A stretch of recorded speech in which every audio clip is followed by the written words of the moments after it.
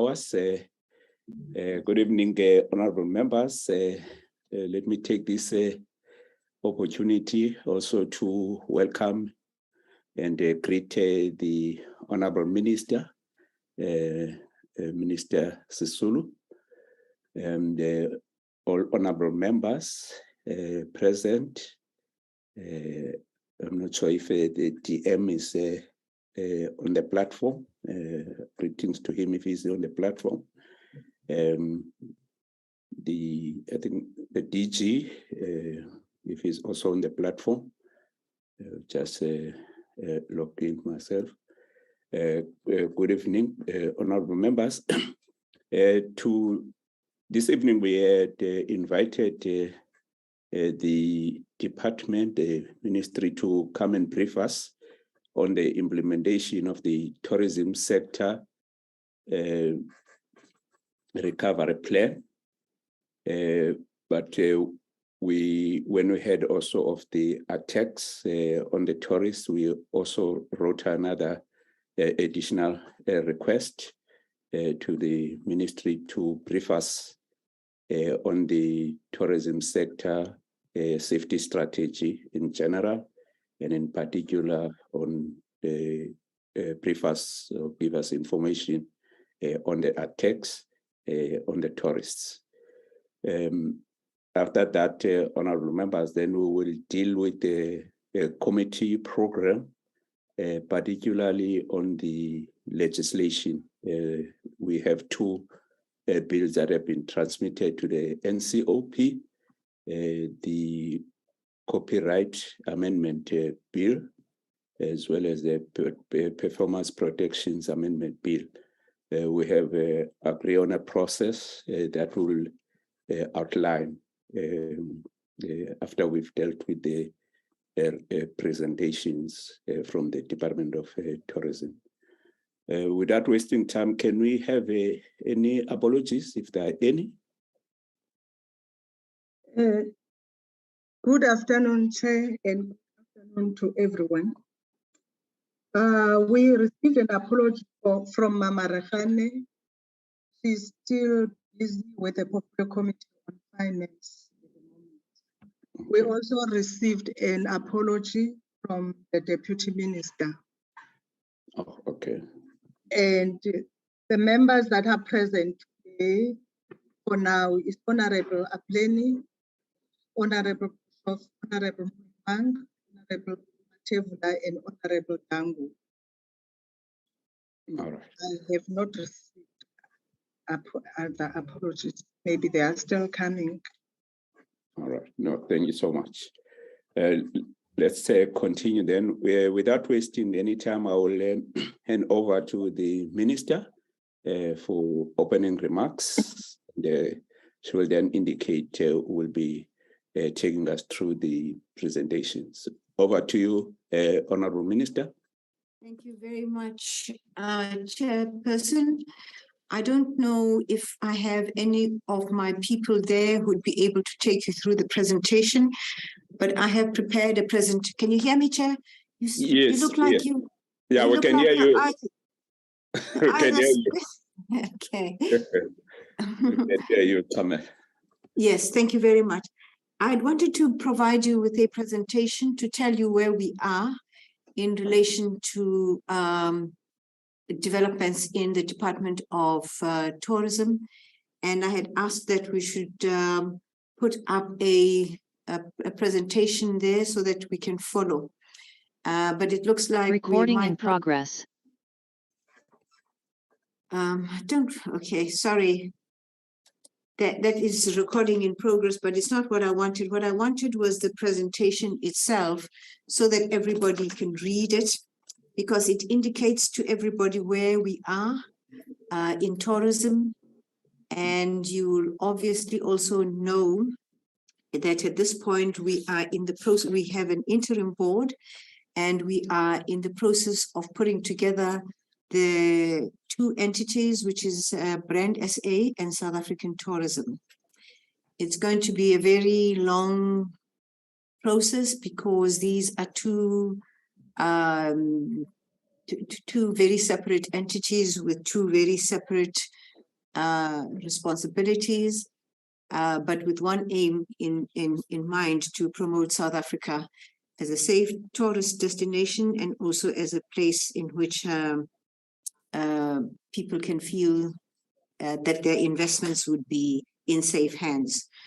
So at the January Lekgotla in 2020, the government was directed to come together and make sure that we rationalize and repurpose all our entities, government entities, so that we don't have entities all over the place.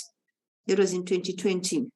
And as part of this, the departments and entities that have similar or related mandates were requested to work together in the rationalizing and repurposing of such entities. The Department of Tourism, together with the GCIS, which falls under the presidency, have now been collaborating for some time in repositioning both South African tourism and Brand SA. The Portfolio Committee on Tourism that sat on May the 5th, 2021, received a briefing of the APP of 2021-22, and the former minister, who is Minister Kubai now, said at that particular meeting, and I quote, that she was going to deal with the board first. That's what she did. I think it was in a meeting with yourselves. And she said that the department has extended the current board, the board that we have just had in place. It had advertised, and when it advertised, as the process was proceeding, members would remember that the department briefed the committee. This is now Minister Kubai talking, and that a decision had been taken around the repurposing of state-owned entities so that it avoids duplication. And sometimes government spends a lot of money in areas where it could be consolidating. She went on to say, in the process, the department wanted to go to cabinet to appoint a new board. That was in April 2021. It was advised by cabinet to say that it would be best for it to extend the current board, which was there in place, which indeed it did. The department agreed and extended the current board for a year. That year has now expired, and it expires before we have completed the responsibility that we were given of repurposing these two boards, Brand SA and South African Tourism. When the year passed, I myself asked the board to extend their stay so that we can complete the responsibility that it had. And this has not been possible because some of them had already committed themselves in other areas.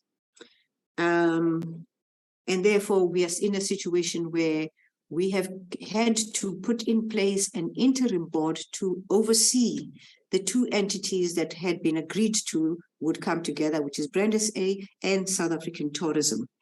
So we have now in place 5 members of the original board who opted to stay and others have left. And therefore, to complete the board, we have put in place several members who now constitute a new board, which is called an interim board. Now, a lot of people have queried the idea of an interim board, and I've had the opportunity to explain to them that an interim board is a structure that is recognized by cabinet. That is why we've had interim boards in ESCOM, interim boards in interim boards in the railway sector, and et cetera, because it is an interim board that takes over the responsibility of a board whose job has not yet been concluded. We now have an interim board, and that interim board has been, I hope, introduced to you. The first responsibility of that board is to make sure that we can bring the two boards together, South African Tourism and Brand SA. This was further endorsed in a Lekgotla that we had at the beginning of this year, at which both GCIS, or the minister in the presidency, and myself agreed that the two boards would come together under the Ministry of Tourism. we're in that process now, Chairperson, and I would like both the Tourism Board and Brand SA to come to yourselves as a select committee and indicate how far they are in their coming together. Because I sense a great deal of foot dragging, because when people are comfortable in what they do, they're very unhappy about having to resettle themselves. But I would like them to come to you so that you give them the necessary responsibility to fast track this. Otherwise, we will be going along with an interim board with 2 boards that should have by now been making progress.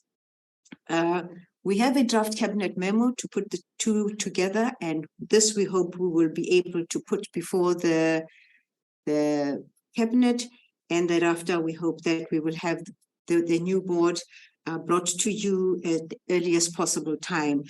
I thought I should start there, Chairperson, and answer any questions that you might have.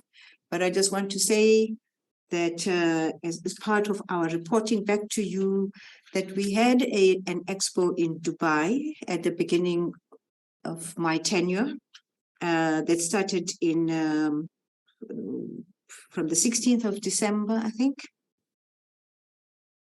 Yeah, and it was a very successful expo that we had. We would like to show you footage of what we did in the Dubai Expo so that you know how we sold South Africa. We are now in the process of, we've had a number of engagements with communities. We have celebrated now Tourism Day. We celebrated it in the Western Cape. We celebrated it with the Western Cape government in supporting us, but we didn't see anybody from your sector there. And you missed out on quite an exciting venture, because there is there a center that indicates that that particular place in the Western Cape boasts of being the origin of African people. So we're taken through the history of the place, their interpretation of how we have come to evolve, and why you and I have a yellow tone, and why other people have a whiter tone and other people have a darker tone. But it is a place that is worth visiting. It's very well kept, and it's one of those areas that we would like to make sure that we can entice people to come and see. Chairperson, I could go on and on. I missed out on exactly what it is that you wanted me to say, to discuss with you, but this is what I wanted to discuss with you, where we are right now and what our plans are. We're articulated in our budget vote statement. We are very concerned about the security of tourists in our country. This was indicated. However, we do have a very good cooperation with the police. And in the most recent incident, the police did excellent work. And we have 3 people that have been arrested for the murder of this German gentleman. And it looks like we have arrested the wrong people, but we've got the right identity, and the minister is about to arrest the right people. We are on the right track, basically. We have a responsibility as a government to ensure the safety of people who come here as tourists, because they come here having been invited by us, and therefore we need to do something about making sure we can raise security awareness around areas that might be dangerous for tourists.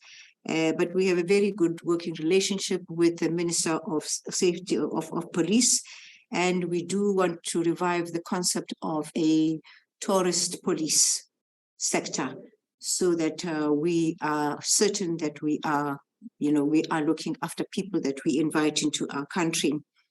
When the tourist died in our hands, and he was a bona fide tourist, he hadn't come here for investment purposes. He hadn't come here for purposes of visiting family. He had come because we advertise ourselves as a tourist destination. So he had come as a tourist and was our responsibility. We took over the responsibility when he died to make sure that we can assist his family to go back to Germany and assist the embassy in preparing his body to be transported back to Germany. We went out of our way. The German ambassador was very grateful for the support that he got from us as a government. And we did it deliberately because, one, we were shocked at the brutality that was that we encountered. And we also want to make sure that the message that is sent to people who are outside of our country that we are trying to get as tourists understand that when we do have an unfortunate situation, all of government stands up to make sure that we can assist. It was an unfortunate situation because the German newspaper picked it up. We have no idea how they picked it up. They picked it up and were running the story even before the wife could tell the family that the husband had died. And the name of the man was already running in German newspapers, which was unfortunate because we had not communicated with the ambassador ourselves. They have children who are teenagers that they had left behind, and the children were thoroughly traumatized because, unlike you and I, people in Europe live in family units, small family units. There are no grannies and aunties, like you and I would have. So there were two children left at home listening to the news that their father had been killed. So it was a very traumatic experience. My office and I stopped everything we did to be at the airport the entire time to make sure that we can look after the widow and the other tourists who were there, that we can assist the embassy, transport the body, and etc. This is it's a grim reminder of something that we should always have at the back of our minds, the safety of our tourists. And when we talk about tourists, we're not talking about other people who come to our country, because there was a controversy about the number of people who have died, the number of tourists who have died. We're not talking about the number of people who have died in our country. We're talking about the number of people who are classified as tourists, because when they enter and in their record at the airport, the purpose of the visit is tourism, and they become our responsibility. Chairperson, I could go on, but I think that I have members of my team in the select committee who will talk to other matters that you might need to have a report on. And therefore, I'd like to hand over to a member of my team, and I cannot see any of them there, to continue and give you a report on many other things that we wanted to report to you. Chairperson, I don't know if there's anybody there who represents the department. I say that Ms. Petra is the co-host. She will be flighting the presentation. Yes, okay. Just before that, Minister, just to inform you that we, as this committee, we oversight 4 departments. Yes. So that's why we don't meet with the department regularly, because we alternate the departments and its entities. Yes. It's a Department of Tourism, it's Department of Employment and Labor, it's Department of Trade, Industry and Competition, as well as Department of Small Business Development. Okay. Okay. So on the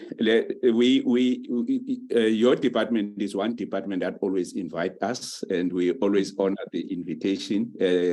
Before this one, we're part of the Tourism in Durban.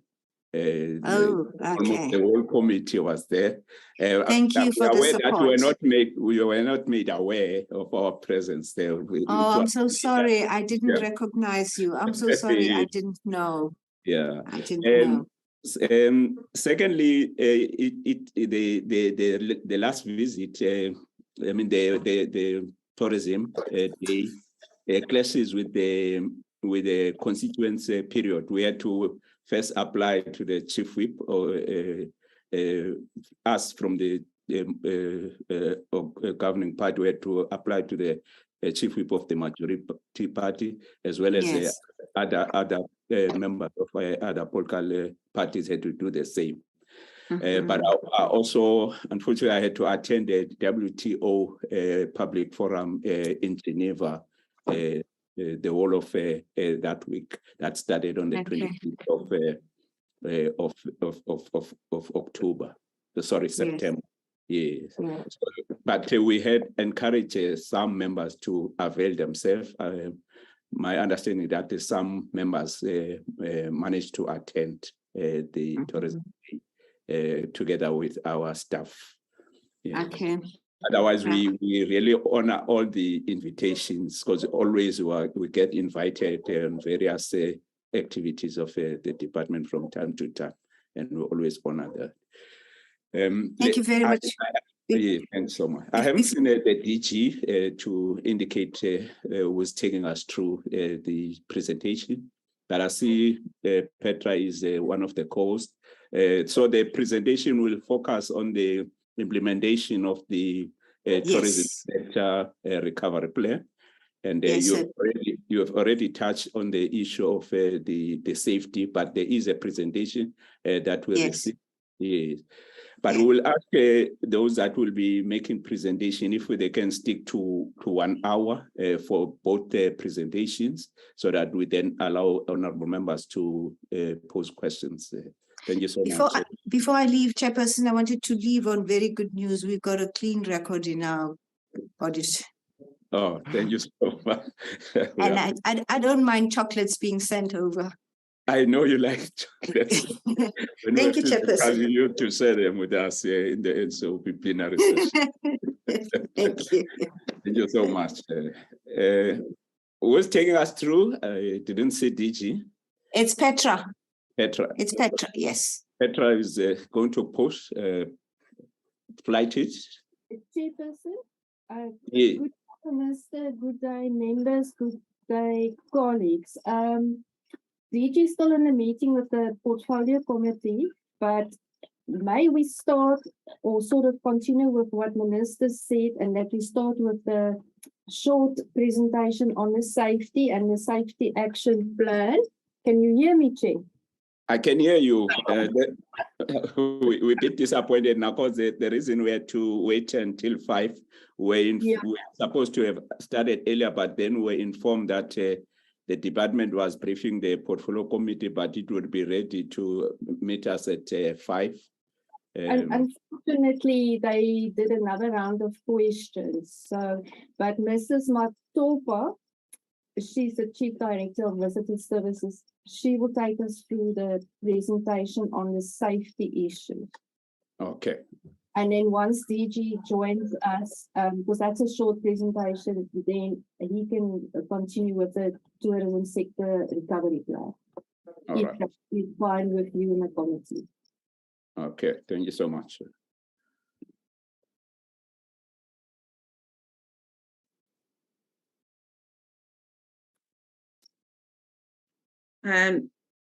Good afternoon, Chair and honorable members, Minister and colleagues.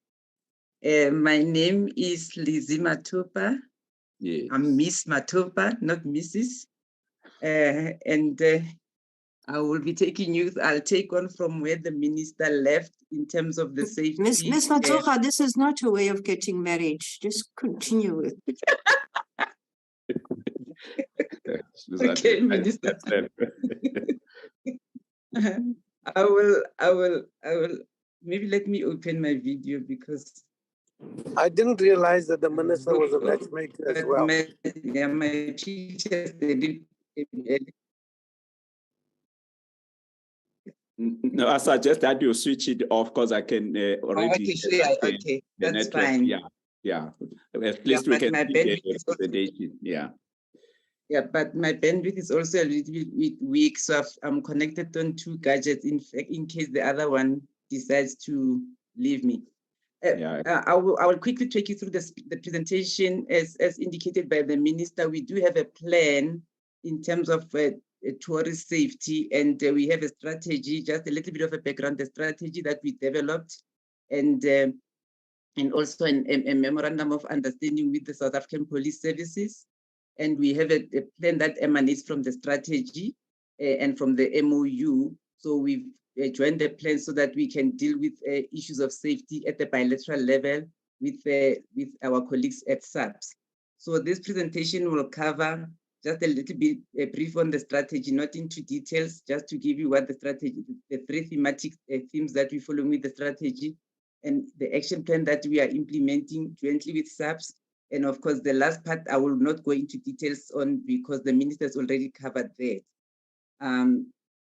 So if we move to the next slide, Petra. As indicated, the strategy that we have, it's a strategy that was developed way back in 2018.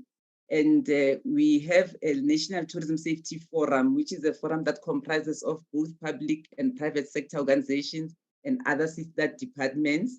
And the purpose of that forum was to just make sure that we deal with issues related to tourist safety in a more integrated way as a sector, with the department being the lead coordinator, bringing everybody. So the strategy was developed through that forum where the department was coordinating. And the strategy at a very high level is divided into 3 thematic areas or pillars, and which is proactive measures. And proactive measures, we're saying, are all those things that initiatives that we need to put in place to ensure that tourists are safe even before they embark on a trip. Things that we need to make sure that they know that there's something that we're doing, and to minimize the risks of tourists being victims of crime or any other major thing that can cause them distress. And then the responsive measures speaks to mechanisms that will show a quick and effective turnaround. And that is at that point when something has happened, how do we manage that? It is about the communication. Who does what? Who does what? What is the messaging? Who becomes the spokesperson? And the reason we needed to have that, and we have a clear communication plan on that, is to make sure that when something happens, then, because at times when things happen, everybody wants to be in the media, and the communication messaging becomes messed up. So the responses, it's about making sure that that area is managed, and somebody becomes the spokesperson or the lead communicator. And in these instances, we always prefer that the minister would issue a statement and we all follow on that statement without everybody being in the media and saying confusing statements.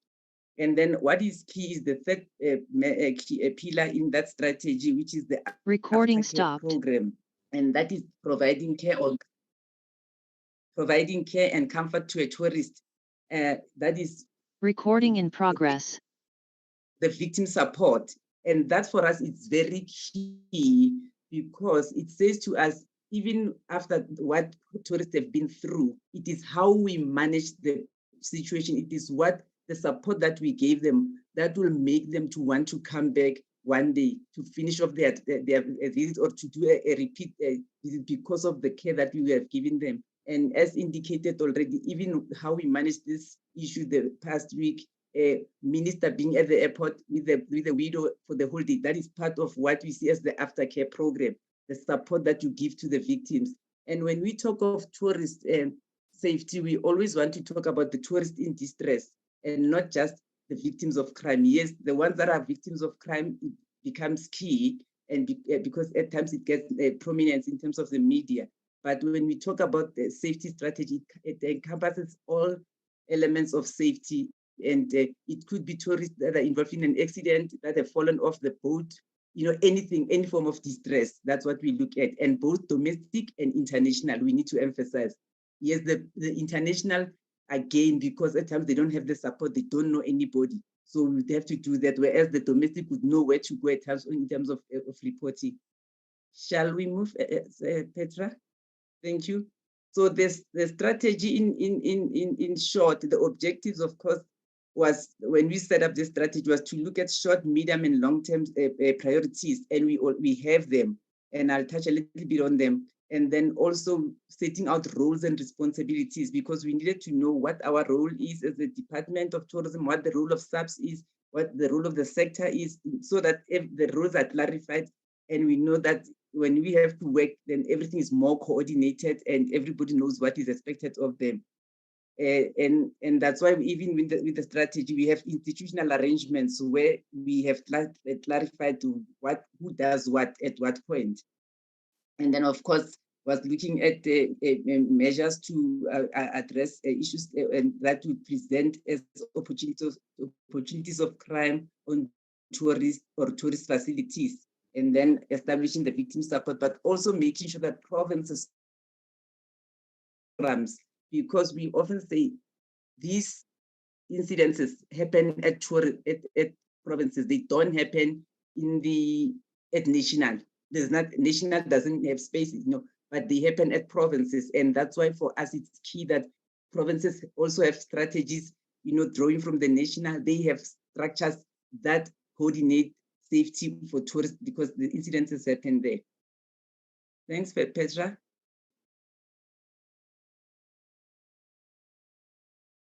So as indicated, Chair, also we have an MOU that we signed with SAPS in 2019, because as we all know, we cannot even begin to talk about issues of tourist safety without SAPS in the room. This is their core competency. And for us, it was key that as a department, we work with them, and the relations are so good. We're working together, we've been working together, and they have the interest in making sure that most of the initiatives that we've identified as part of the bilateral management of the plan are attended to. And the one thing that we also did was to make sure that we have one safety plan. So what we did was to take all the initiatives that were coming from the strategy and looked at what is it that we can implement jointly with SAPS. And then we are working at that. And some of the key objectives of the MOU and the plan is to make sure that we increase visibility at identified tourist attractions. We have done that. I'll just talk a little bit later on what we also plan to do. Of course, we have a program called Tourism Monitors, and they are very much involved in that. I will talk about that later. And also just to make sure that we have an integrated implementation and support program for safety of tourists. So the key focus areas will come in the next slide, but it is all the issues that are related to mostly the proactive measures, things that we need to put in place even before anything happens to assure our tourists that we have a plan, we are working on it, and when you come, we will look after you. Shall we move, madam? Yes, the action plan. And as indicated, most of these action plans that we are implementing are sitting in the first pillar, which is the proactive measures. And the first one that we have, which we're working on, is the database based on crime against tourists, what we call case management. This is just a coding system that SAPS is working on. What has happened, Chair, was that in most instances, when something happens to a tourist, and Minister alluded to that too, at the best of times, we don't get to know what type of crime happened, where it happened, because what we realized was that when these incidents happen, either tourists don't report them, and if they do, when they go to police stations, it is just written as a crime, a 27-year-old man, this. So it doesn't say it's Lizima Tupa from Uganda, a tourist staying at this place. It doesn't give that level of detail that would make us have some data. Because once you don't have data, it becomes difficult for you to plan. So at the best of times, we don't know where most of these things, if they don't get reported, or if they reported, where they happen and what type of crime, so that we can come up with initiatives. So what SAPS decided to do is that they will develop a coding system, and this coding system, what they said to us, it will be given to the police stations once finalized. police stations. So when some tourist comes to a police station to report a crime, then it will take all the details that would make it easy for us to have something in the form of statistics that we can start using, and we'll have a much more reliable data. So all the terms that are here are big terms that the IT guys are using, but simplified is just, it's a coding system that SAPS is working on. It would, like we're saying, it will assist us in capturing a full profile for tourists when registering a case. And it will be harvested in within the database on crimes against tourists in South Africa. So they will have that category. So this system we've been working on for the past year or so. We were supposed to launch it between now and November, but I think because of IT challenges, it was postponed. But everything being equal, we're hoping to launch it before the end of this financial year in the fourth quarter. Shall we move, madam? Then the other issue, Chair, that we are working on, again, with SAPS, but also, like I said, that in our forum, we have other sister departments and other entities. This one, we're working with the Department of Justice and the National Prosecuting Authority. Just a little bit of a short background is, one of the challenges that we faced was that in most, especially with international tourists, when a crime happens, they immediately want to go home, which is just normal for everyone. And even if it's the crime has been reported and the case is with SAPS, but they want to go home. And at times, some of these crimes end up not going through full prosecution because either they are not able to come back now to be part of the court cases and all of that. So we had wanted to make sure that they can still do that so that we can see full prosecution. So we engaged the Department of Justice, who later referred us to the NPA, because they are the ones that deal with issues of prosecution. And now what we are now working on is the fast tracking of cases involving international tourists. Not that they prioritize them ahead of those of South Africans, but to make sure that at least they do go through.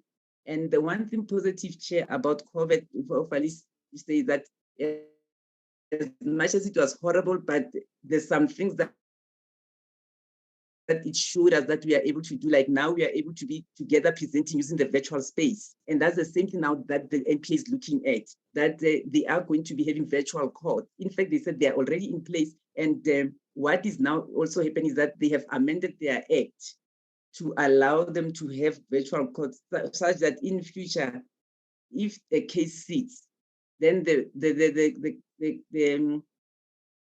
what do they call them?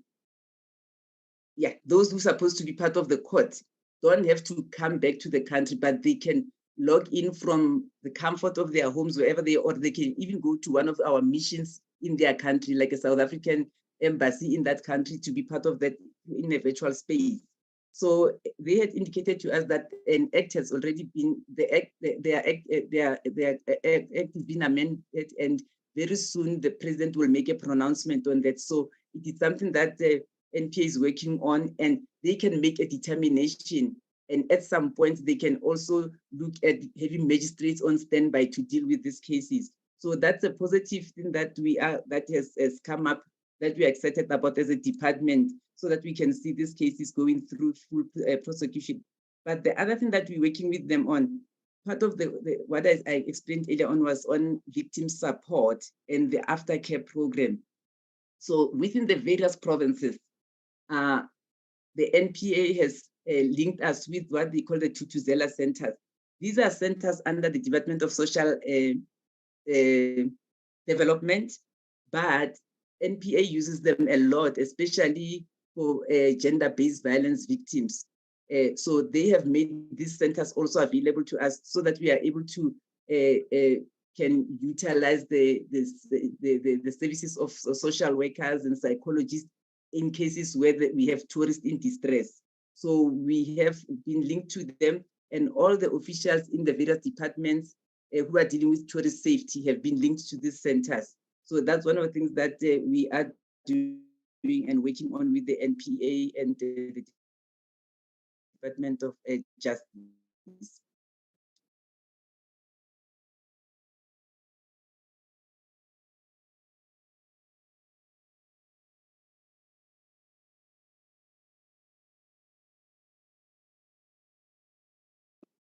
Are you still there, Ms. Matoba? So, sorry, I think, like I said, I think the other gadget is just locked me out. So I'll use my I'll use my phone. So I just need to.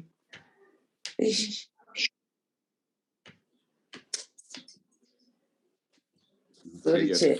I'm just going to use my phone because the laptop is just freezing. Okay, the other part that we're working on, we have I spoke a little bit about this establishment of provincial tourism safety forums. We just thought that provinces should also have their forums, and it is working well. I mean, with this incident that had happened just recently in Mpumalanga, because they are so, Mpumalanga is one province that is so organized when it comes to issues of tourist safety. It was easy for them to coordinate and start working on how they respond, support, and everything, because there's subs there, there's private sector there, there's they know who to talk to, so everything was easy to be coordinated within a space of time. So the next 2-3 slides is just to give an update of where we are in the various provinces. I won't go line by line. Safe to say that in most provinces we already have these structures in existence.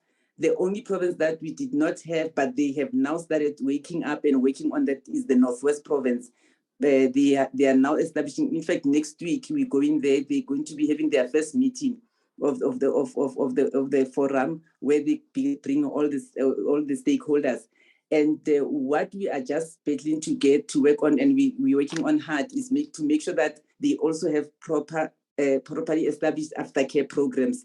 Mpumalanga has one, the Western Cape has one. The rest are still working on that. So the next 2 slides, Petra, are just talking to that. So I've just tried to summarize what the slides talk about without going into each of the slides. We can move to slide number 10. Thank you.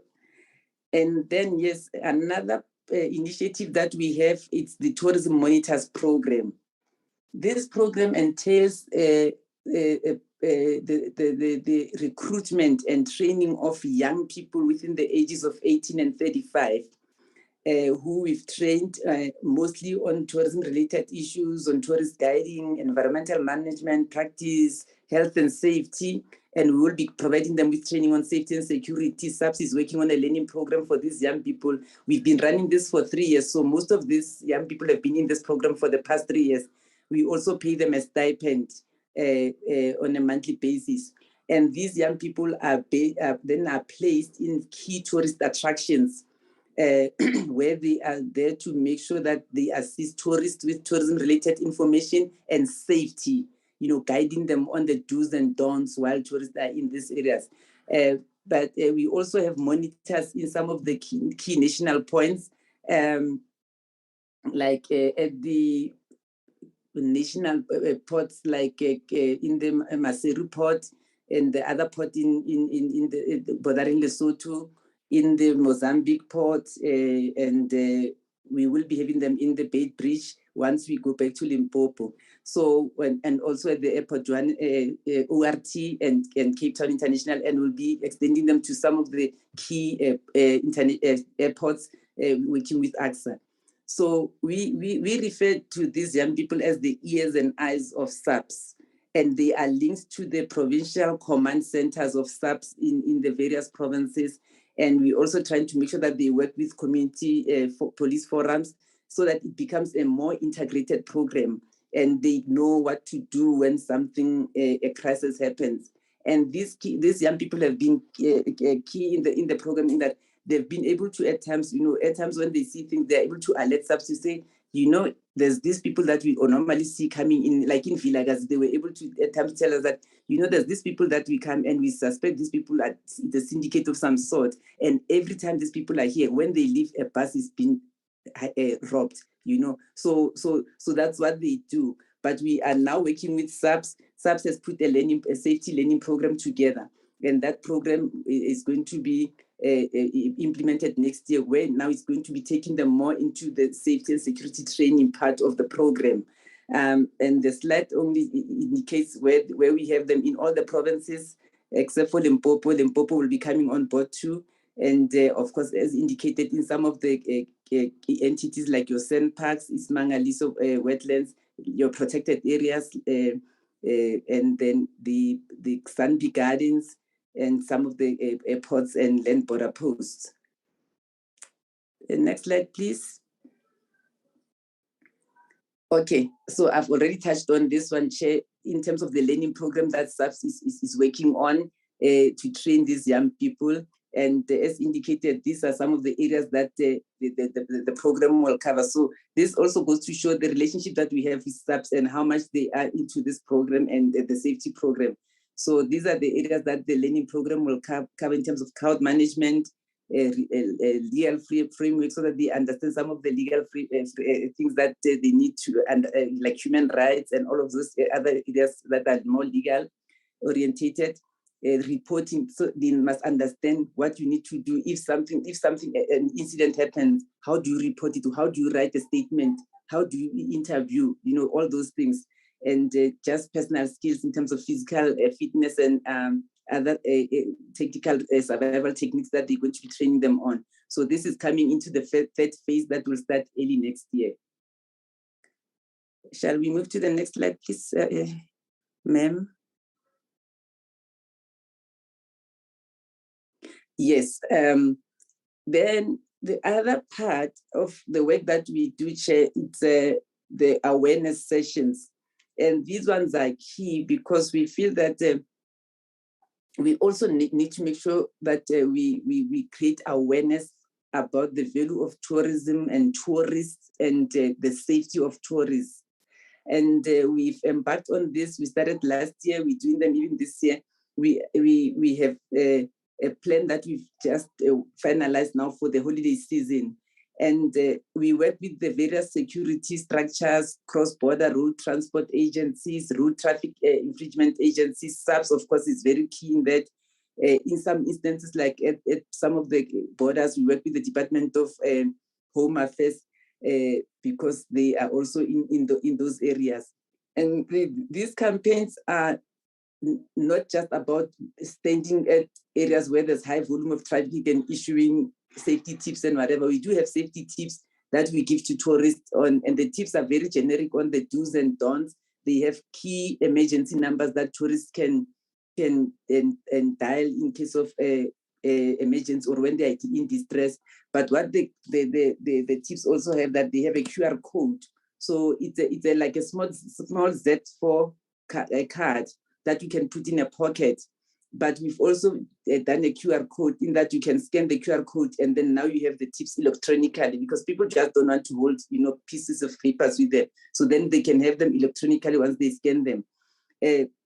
So when we do the awareness, at times we do a media blitz where we'll go into an area with high traffic volume, and then issue information, give to passing in tourist and information, checking at times illegal inspections on tourist guides, those that are illegal, because we have people that come in and guide when they don't have, they're not registered as guides.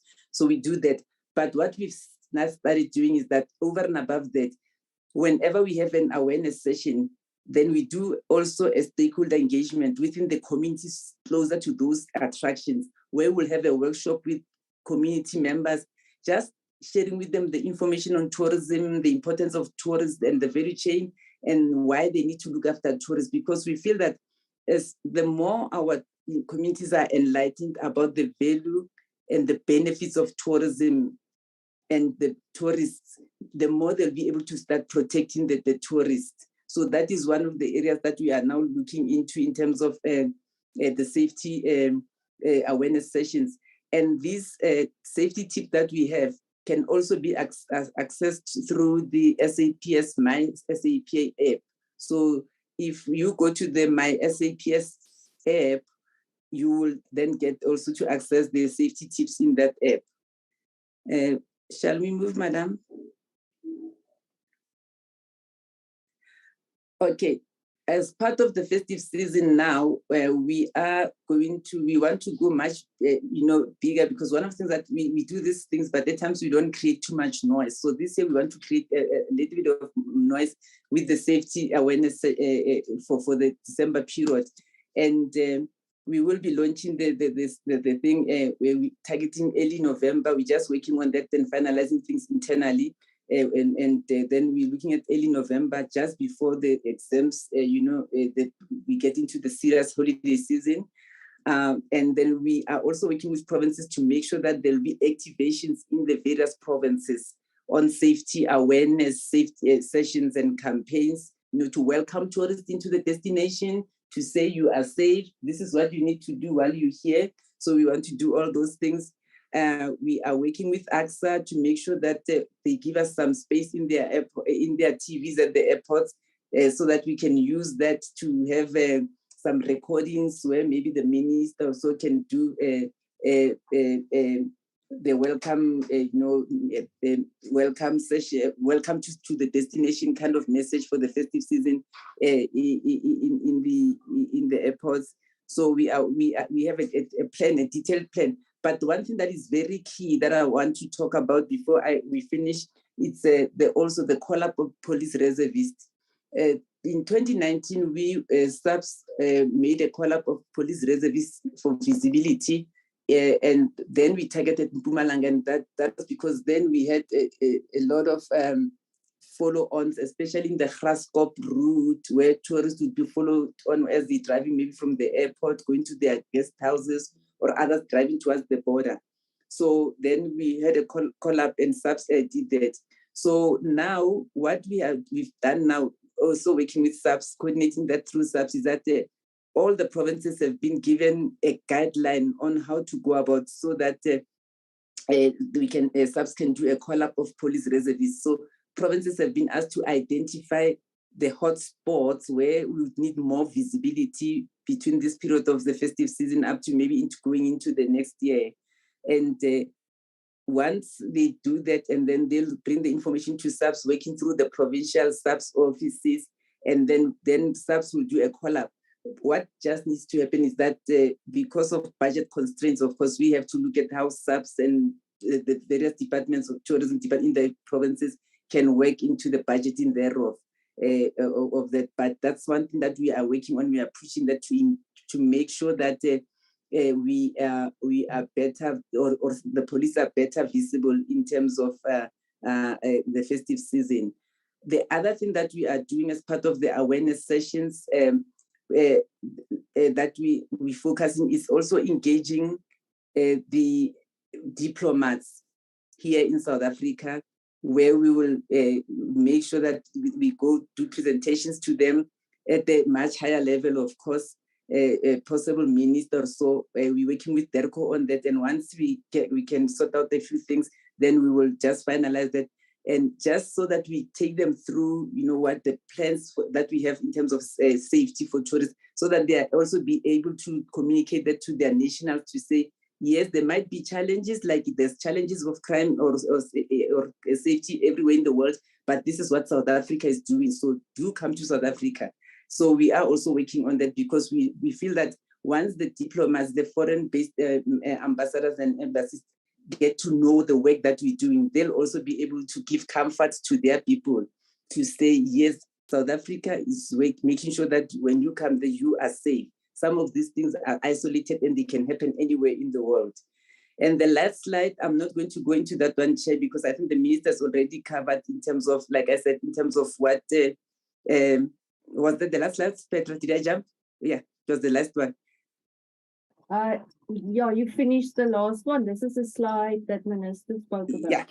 Yeah, this is the one that Minister spoke about. So I'm not going to repeat what she said, but to say it was well coordinated, and we were very grateful of the work that Minister did, because it really spoke to what we say in the strategy. So the Minister was just, making sure that we live the strategy that we have, or the plan that we have.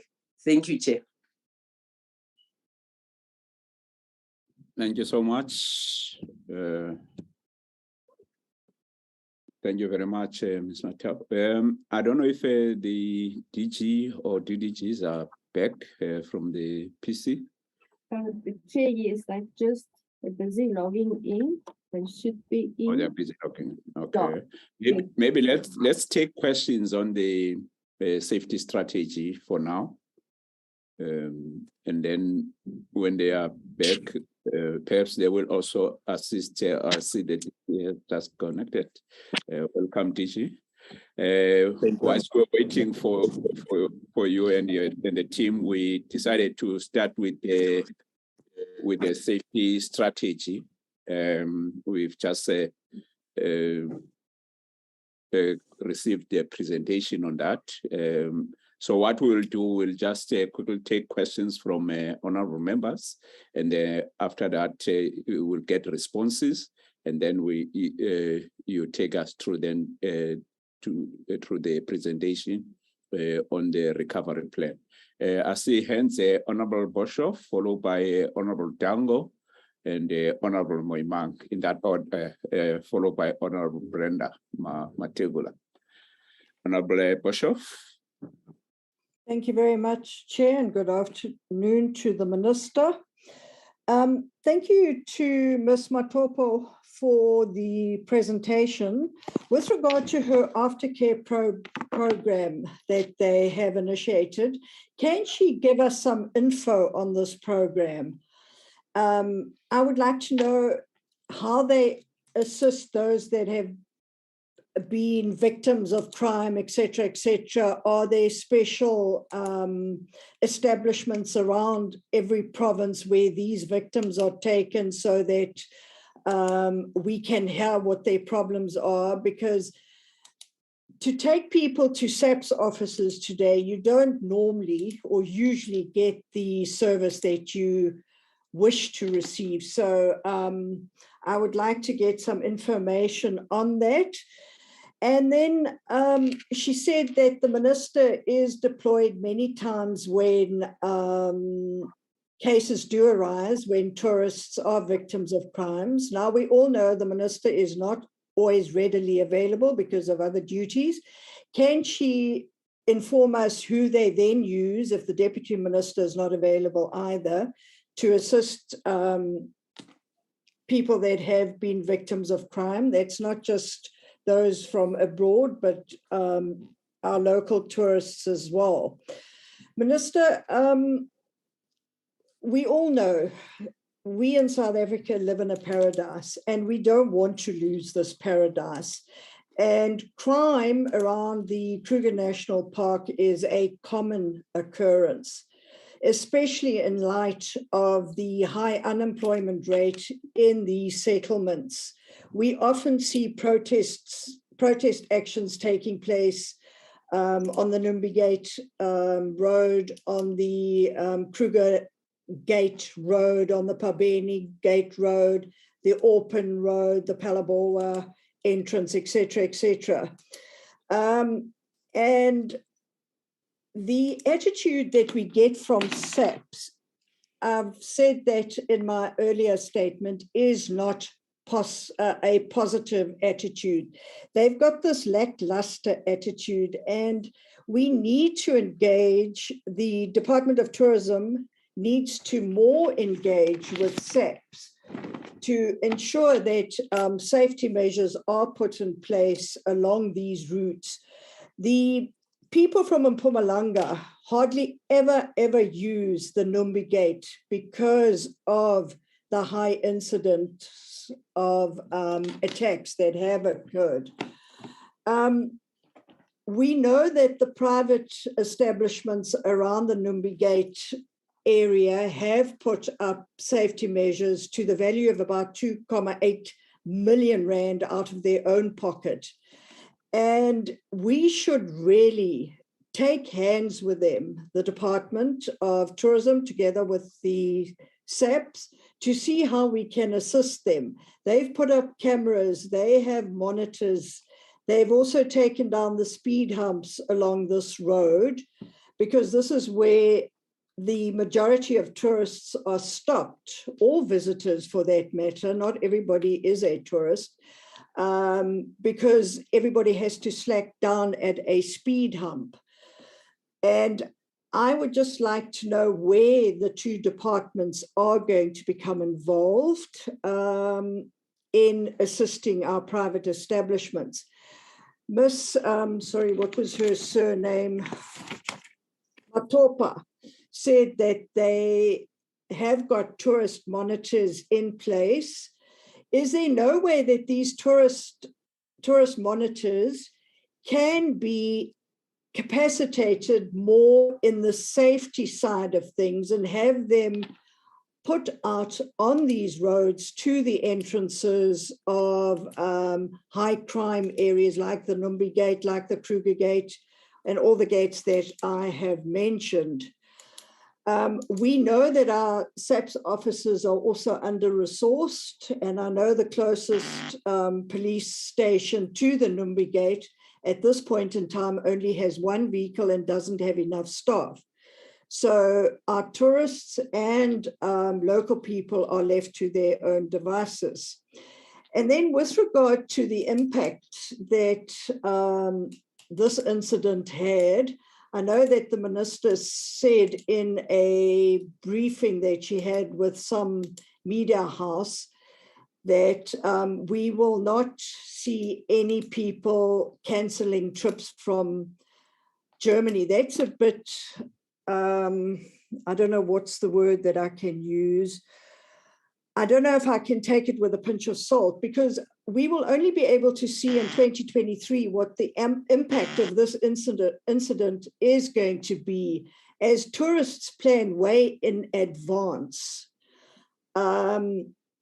So I would like to know where she got her information from that this incident will not have any impact with regard to tourists from abroad coming to South Africa. I hope it's not going to have any impact. And then I'd like to know, tourists, is there no way that local tourists from abroad, makes no difference who they are, let's call them travelers, are provided with info in a brochure of who they can contact in every single province if they should find themselves in a position that's not conducive. And then with regard to the minister's recorded messages on safety at the various airports or any ports of entrance, may it be by air, may it be by ship, may it be by whatever, during the festive season, should we not see this as an ongoing awareness program, that these messages are put up on a regular basis? And then Ms. Matopa said that they're working with ambassadors so that the awareness programs are shared with our tourists. Can we not also have this shared with our travel establishment, travel agencies, etc.? Thank you very much, Chair. Thank you very much, Honorable Boshoff. Honorable Ambassador Dango. Thank you very much, Chairperson. Chairperson, I'm using my phone now because my other gadgets have run flat for the whole, because we were on the whole day. Chairperson, the reason why I want to address this matter, I hope the minister is still around, because I think we need to look at different markets and how we approach those markets. It's important because if we don't get the markets right, we'll get people going in the wrong areas and we would not be actually satisfying their needs. I was sitting in Saudi Arabia one day, and incidentally, the president is going there next weekend. And South African tourism made a presentation. They had just come from Europe, and they presented wine and song. Fortunately, they were followed up by the Free State who caught on to what was going on, and Free State tourism started talking about family values. So I think these are important things when we go into markets. We need to assess the market and see what that particular market needs. If you go now to the foreshore in the Western Cape, if you go to the V&A waterfront, it's packed with Saudis. Because they're coming there, they're finding a home, and they're finding things that they can actually identify with. And we need to create these kind of situations throughout the country where they can go to and find that kind of comfort that they're finding now at the V&A waterfront. But I think when we're sending out our messages, we need to tailor-make the messages to the tourists that we're trying to attract to South Africa. And I think we need to get the big spenders to South Africa because that will boost our economy. Having said that, Chairperson, I hope the minister is taking some of the tourism people with the president this weekend to that particular area to sell tourism. Thank you very much. Thank you very much, Honorable Ambassador. Honorable Moimang. Thank you, Chair. Let me also welcome the presentation from the team led by the Minister. Chair, I think the presentation definitely appreciate the fact that tourism safety remains a risk. But I think what is quite critical is how the manner in which we address it. It must be addressed in such a manner that it does not defeat our program of resuscitating this sector, because it was a major challenge because it was the last sector to open and it was the first sector to be closed. So therefore, the presentation appreciates that importance. But I think what is quite critical, how we come across to the public. The message that we must project is that it is an isolated incident. We need to buttress the message that we need. South Africa, it's a safe destination to go, and we have all the necessary systems in place to be able to ensure that our tourists enjoys their visit to the country. There's a point raised around the slide that speaks to the festive season tourist safety awareness. More so with regard to the engagement that the tourism sector is having with AXA, which is an entity of the Department of Transport. It will be important just to get a sense in terms of how far is this engagement? Are there any timelines? Are there any resistance or any challenges that one might need our intervention? Because AXA is one of the entities that report to the sister committee of the Trade and Competition Committee. The second point, Chair, is the slide that speaks to fast tracking of cases, which must indeed be appreciated. What will be quite critical is appreciating extraordinary measures that are suggested to ensure that there is no delay. We have a case study in terms of the manner in which during the World Cup crimes were treated. There might be a need to probably in their engagement with the Minister of Police and also Minister of Justice. In this instance, the NPA and also the police. Explore the possibility as to whether is it possible to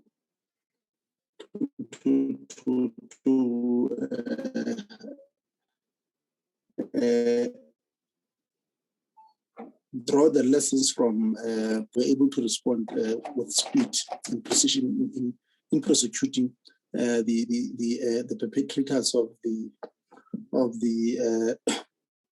crime during the World Cup, because I get a sense that the fact that case management is suggested, it displays the extraordinary manner in which this matter has to be addressed and has to be treated.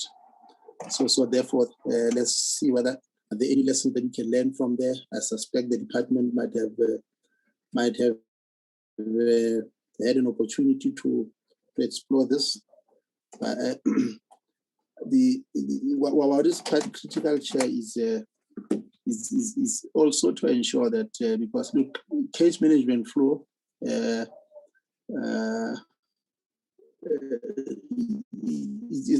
it's a troika mechanism because usually it's driven by the judge president for it to succeed, because once the matter is before courts, that's where then the role of the judge president, who is mainly one of his role will be to case manage.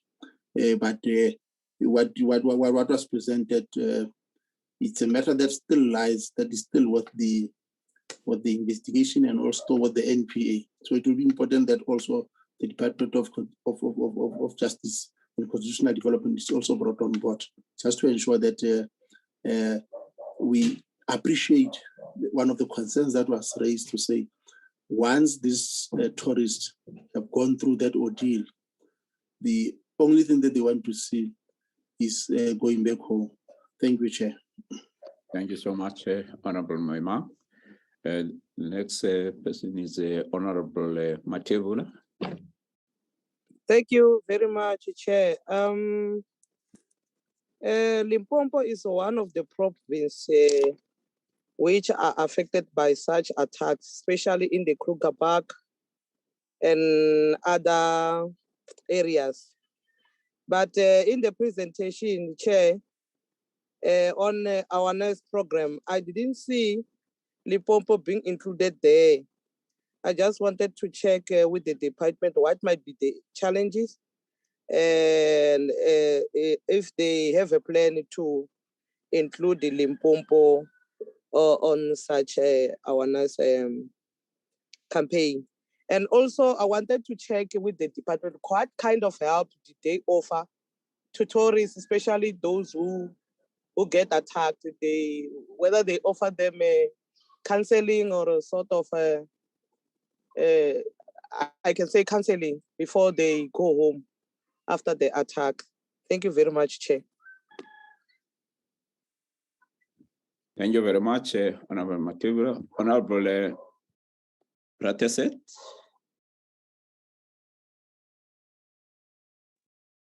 Chairperson, thank you. If you don't mind, I'm going to leave my camera off because I have a very low bandwidth.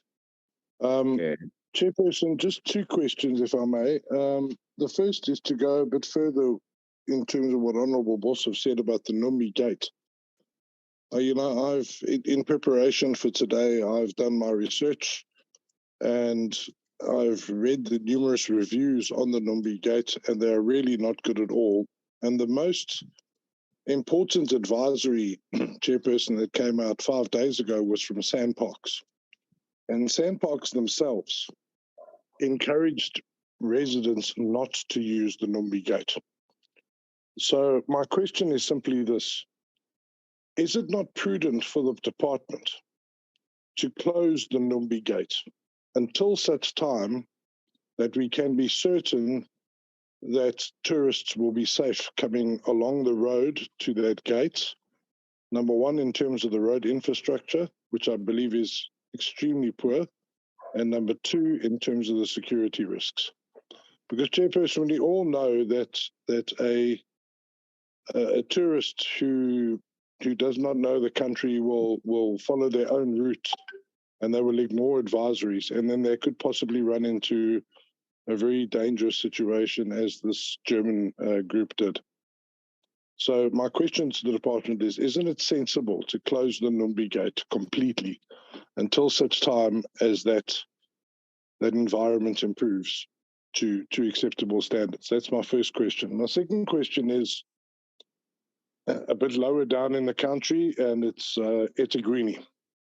Now, Chairperson, you will know that I took you and Honourable Mashodi and Honourable Moyimang down to the Durban Harbour when we had the tourism week. And I showed you the sewage problem there. Now, you'll also be aware, Chair, because you were on that ad hoc committee with me, that sewage is still pumping into the sea at Tigrini all the time, and numerous beaches are closed. And I'm sure that you know that the tourism industry is going to be greatly impacted. Now, on the last occasion, we had great assistance from Petra and from Shamila in the department, who both really put a lot of pressure on the Itiquini municipality to get their sewage issues sorted. And can I please request that the department put a specific focus on putting whatever pressure they can possibly put on Itiquini, as they did with the Durban Harbour issue at the yacht moles there, to try and get the city to move it up as fast as possible to fix the sewage that is pumping straight into the ocean and closing many beaches, and will have a disastrous effect on this December period. And no doubt, if that happens, will lead to job losses and retrenchments, etc., etc. Please, Chairperson, if I can just really beg the department to use the muscle they've had. They've used it before at our request, and I ask them to use it again. Thank you. Thank you very much, Honourable Protestant. Though your last question belongs to the next presentation on the recovery of tourism sector, but I'll leave it to the Minister and the department to respond. I think the question from me is just one. It's a question that was asked by Honourable Bosho, but I want to ask it in a different form, as to whether after this matter of the attacks on the German tourists, whether there has been any cancellations, particularly from German or any other countries. That's a question. In terms of response, I will suggest I'll give it to DG to indicate in terms of the officials who should be responding, and then maybe he can also respond, and then Honourable Minister will round up. DG?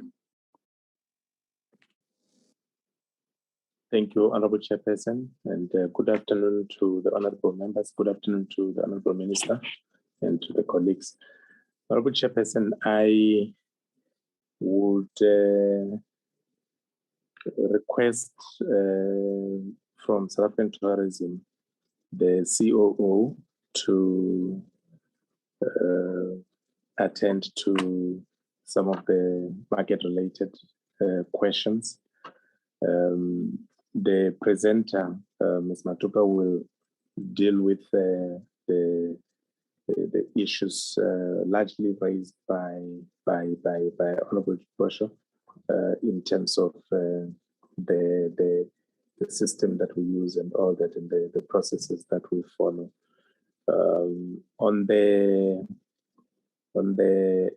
issue about the St. Parks matter, Honourable Chairperson, I would make a suggestion that it belongs to them in terms of being able to respond to that particular question, because it's clear where it would have come from. And also on the issue of the sewage spill, I think there's a much greater challenge after the floods with the infrastructure, and it's a matter under serious attention and so on from the interactions that were there. I am with Shamila here, and I was saying to Shamila that I hope that the pressure that she put on the will not compromise their relationship with the colleagues on the ground on the other side. But we work very closely together we exchanged notes and so on. And they are really, I mean, even during the very beginning, when Minister went, when the floods had just hit and so on, what may not have been known is that we were coordinating on the ground issues of making sure that establishments did have running water, enough water to be able to keep the numbers that they were supposed to sustain with regards to the bookings that were there. So that we coordinate all the time. But this is a much bigger damage to that infrastructure. And it's something that certainly would be on the radar of the municipality. But let me then ask that House Member Santu would start, and then we will then have House Lacey. Then in that. Thank you.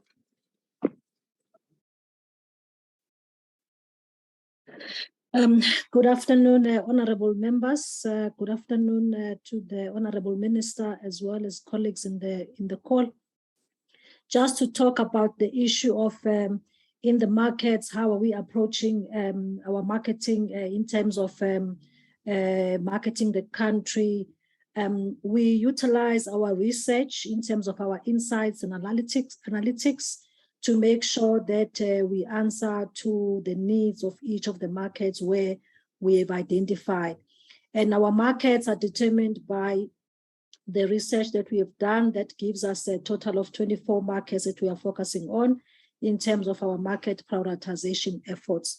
So we appreciate the input in looking at other markets like the Saudi. Those are the markets that fall under our watch list. So we continue to service them, even though not to the same extent as we would service the core market. So I do appreciate and I take the feedback that was raised as well in this meeting. The other point that was made was a point regarding maybe the cancellations in terms of what we have seen so far. I can confirm that the work that we've been following up on the markets, we've been tracking what's going on in Germany. It would look like so far it is too early to call in terms of any real cancellations that we can report on. So we are continuing to monitor. We are in contact with our partners on the ground in the market, but in Germany, particularly for this exercise, just to keep on monitoring what is going on. But so far, we have been monitoring. We have not picked up something to report on. What is interesting, I can report that the members might be aware that Eurowings, which is a subsidiary airline of Lufthansa, is going to be launching in Mpumalanga next month.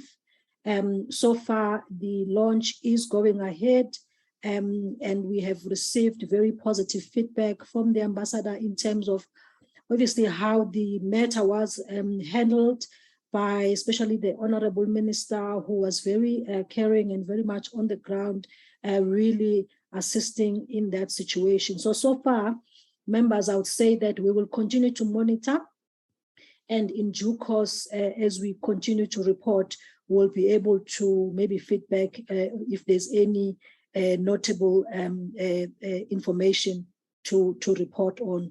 But Germany continues to be one of those key markets that we will monitor very closely. Thank you so much, DG.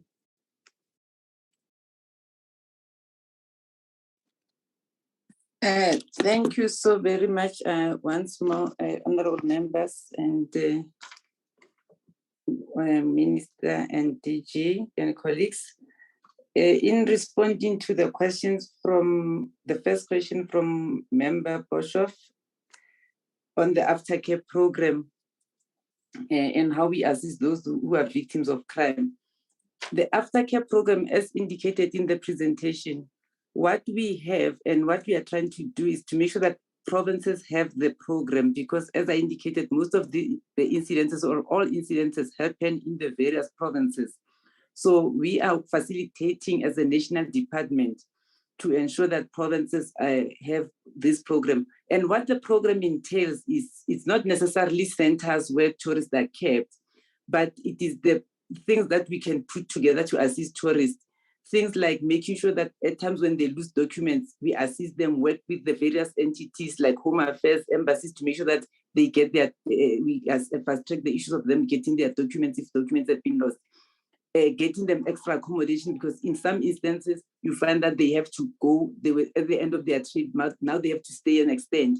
Then we will go through to the sector and make sure that the sector assists with, make sure that they provide them with accommodation. In other instances, it's small things like a tourist is injured and is in hospital, and somebody will take them flowers and go visit them, provide them with that family structure that they don't have at that present moment because they don't have families in the country. So that is part, it's a much bigger program. And that's why we also trying to look at structures that are there in government that we can launch on and work with. Like I said, like we're working with the Department of Social Development because they have these centers, Tutuzela centers. That's where we can get social workers and psychologists, clinical psychologists that we can access so that they can go provide some counseling. That's what happened even with this tourist, the German tourists, that they were offered counseling, of course, at that moment. So that the program is broader, but we use the networks within the sector to make sure that we put things together to accommodate, to make them comfortable at that time when they are in this distress. So as indicated in my presentation, Mpumalanga is more coordinated in that. The Western Cape also is coordinated. We are now making sure that we're pushing other provinces to make sure that they also have those structures, and it's knowing who to call at that moment when something happens, and the response, the turnaround time is always quick, as it was shown in Mpumalanga.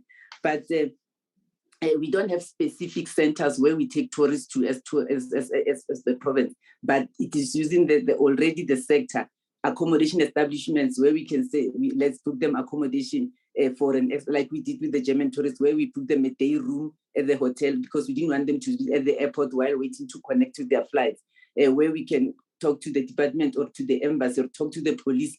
There was an instance of a tourist that died in a car accident early this year and was cremated, and there were issues in getting paper documentation together to repatriate the ashes of the tourist. And we were working with the various entities to just coordinate to make sure. So that's part of the aftercare program, and that's how we see that aftercare program is put in place. We making use of the the connections and making sure that we put systems in place to assist those tourists who are in distress. The deployment of the minister, I don't, maybe there was a misunderstanding. We don't deploy the minister. What I said was the minister in this incident, and I was talking about the recent one, the one that happened last week, that the minister was available, had to drop everything to come and be there.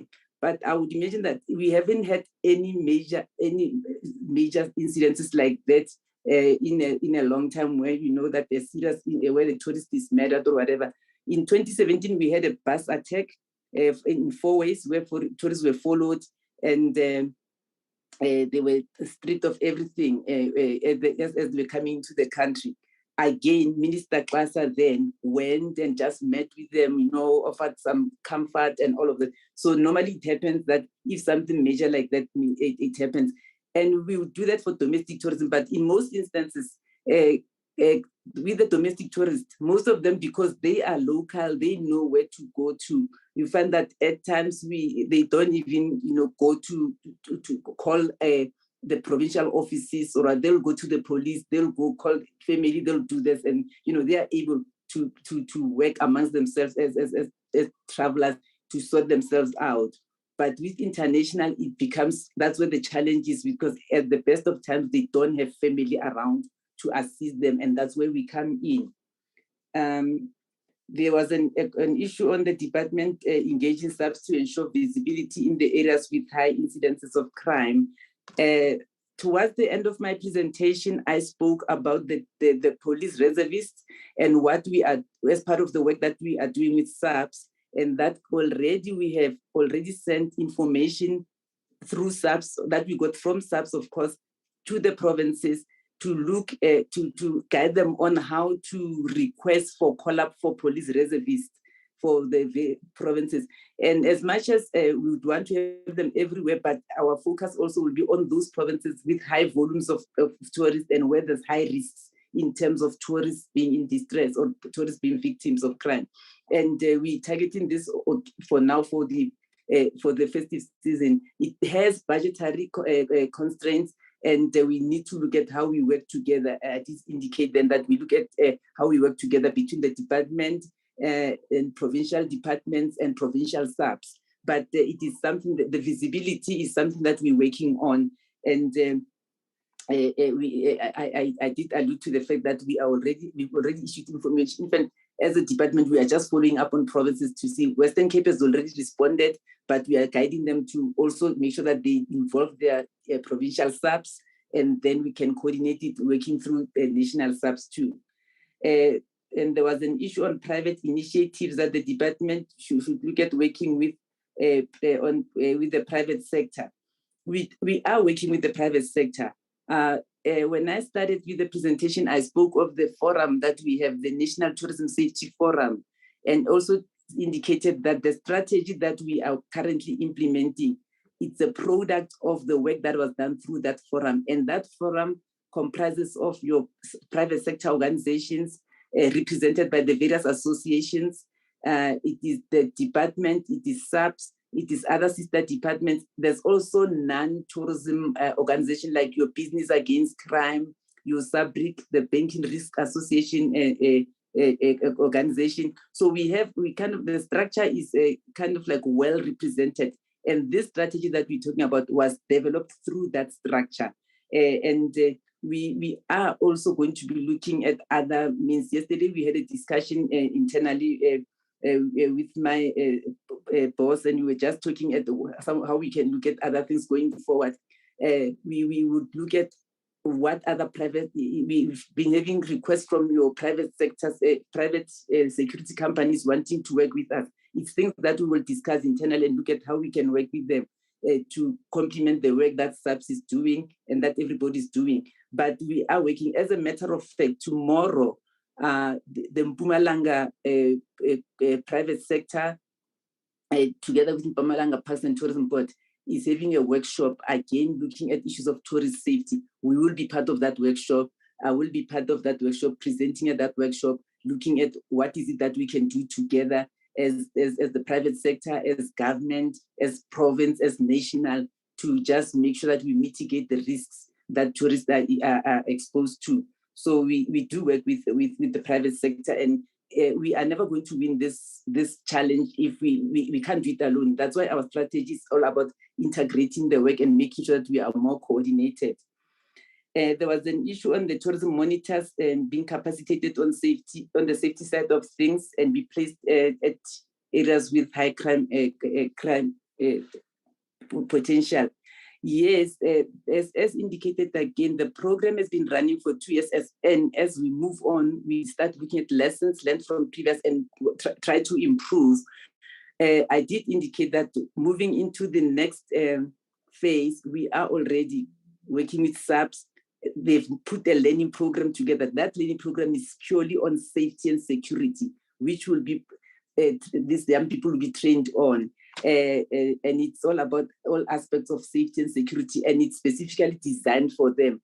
The program will also not just empower and equip them, but it will also assist us in determining the tools of trade that might be needed, because we did not want to give these young people, let's say for argument's sake, a pepper spray and say, no, they can use this pepper spray or a baton when they don't know how to use it. And if they do and use it wrongly, somebody would be liable for that. So that's why we needed to do these things. But now SAPS has come and put this together, and we will be implementing it going to the third phase. But over and above that, we also, through the SETAs, the safety and security SETA, there's a skills program also on safety and security that these young people will be provided with. as part of also empowering them so that they become, SAPS often says that they want them to be more streetwise, you know, to know how to act and to react on when things happen on the ground so that they are able to respond quickly and alert whoever they're supposed to alert. But it's something that we are looking at. On the issue of the airport's messages, we would love to have those messages ongoing, honorable member. But the reason we focus now on the festive season is because of the high volumes that we're expecting of people coming into the country, especially or into the various destinations, because also domestic tourists, people traveling from intra-provincial travel is going to be high during this period, especially after COVID has gone down. So we have good relations with SAPS, with AXA, in terms of working relations. We are hoping, because last year they did give us that space and they never charged us. So we are hoping that we'll get the space again this year. In terms of having that ongoing, it's something that we can negotiate, but of course it does have financial implications, but we'll look at how it works. But for now, we were trying to look at it for the period, for the festive period, to have that recorded message playing over and over again. But it's something that could be looked into, but we do know that if it becomes much longer than the period, it will have serious financial implications. And the last point raised by Honorable Member Boshoff was the issue on foreign, with our engagements with foreign-based embassies, and to say we must also involve travel agencies. We, as indicated again, the forum that we have has private sector organizations. So travel agencies fall under an association called ASATA, and ASATA is a member of the Safety Forum. So that's how we don't engage them individually, but through an association that they belong to. And through ASATA, they are members of the forum, and that's where the engagements happen, that takes place. So as our tour operators, SATA is part of this. So we try to reach as much as possible the sector so that everybody becomes, can have a voice, and we can work through that.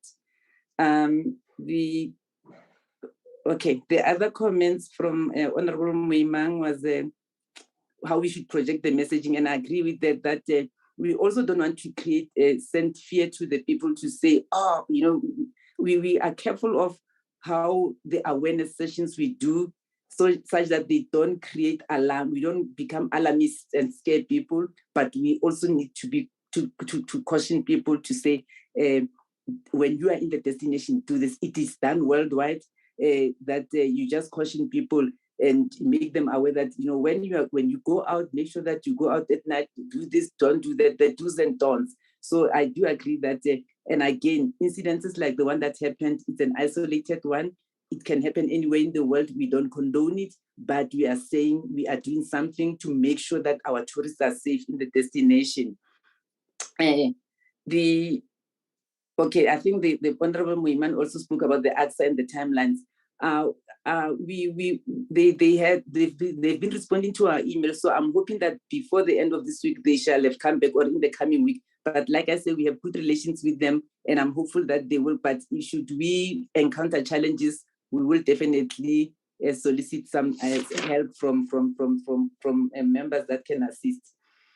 There was an issue on the fast tracking of cases on drawing. I think that's a good point. We'll look into that, Honorable Member, of looking at the lessons from the 2010 World Cup on how they did it, so that we can also use those lessons. I think that's something that we will definitely, when we engage with the NPA, will definitely also draw on that, so that they are able to also look into that.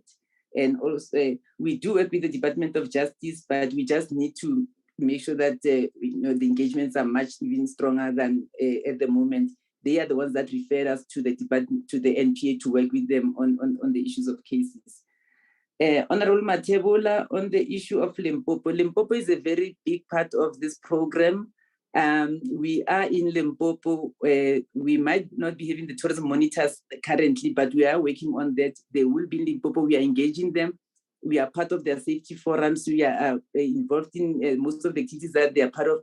We will be doing awareness sessions with them already. They've been giving us a program on the tourism monitors side of things. we will be having the program out. Also, it was part of the first phase, but we are working on the second phase for Limpopo. So it is a big part of this program.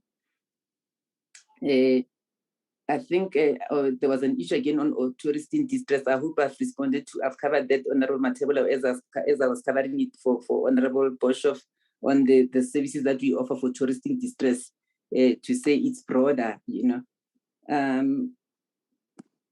Okay, these ones, okay, the others, I think I'm done, DG. I think I'm done. The others were on, closure of the Numbi Gate. I think, I'm done in terms of the questions that were raised on the issue of safety. Thank you.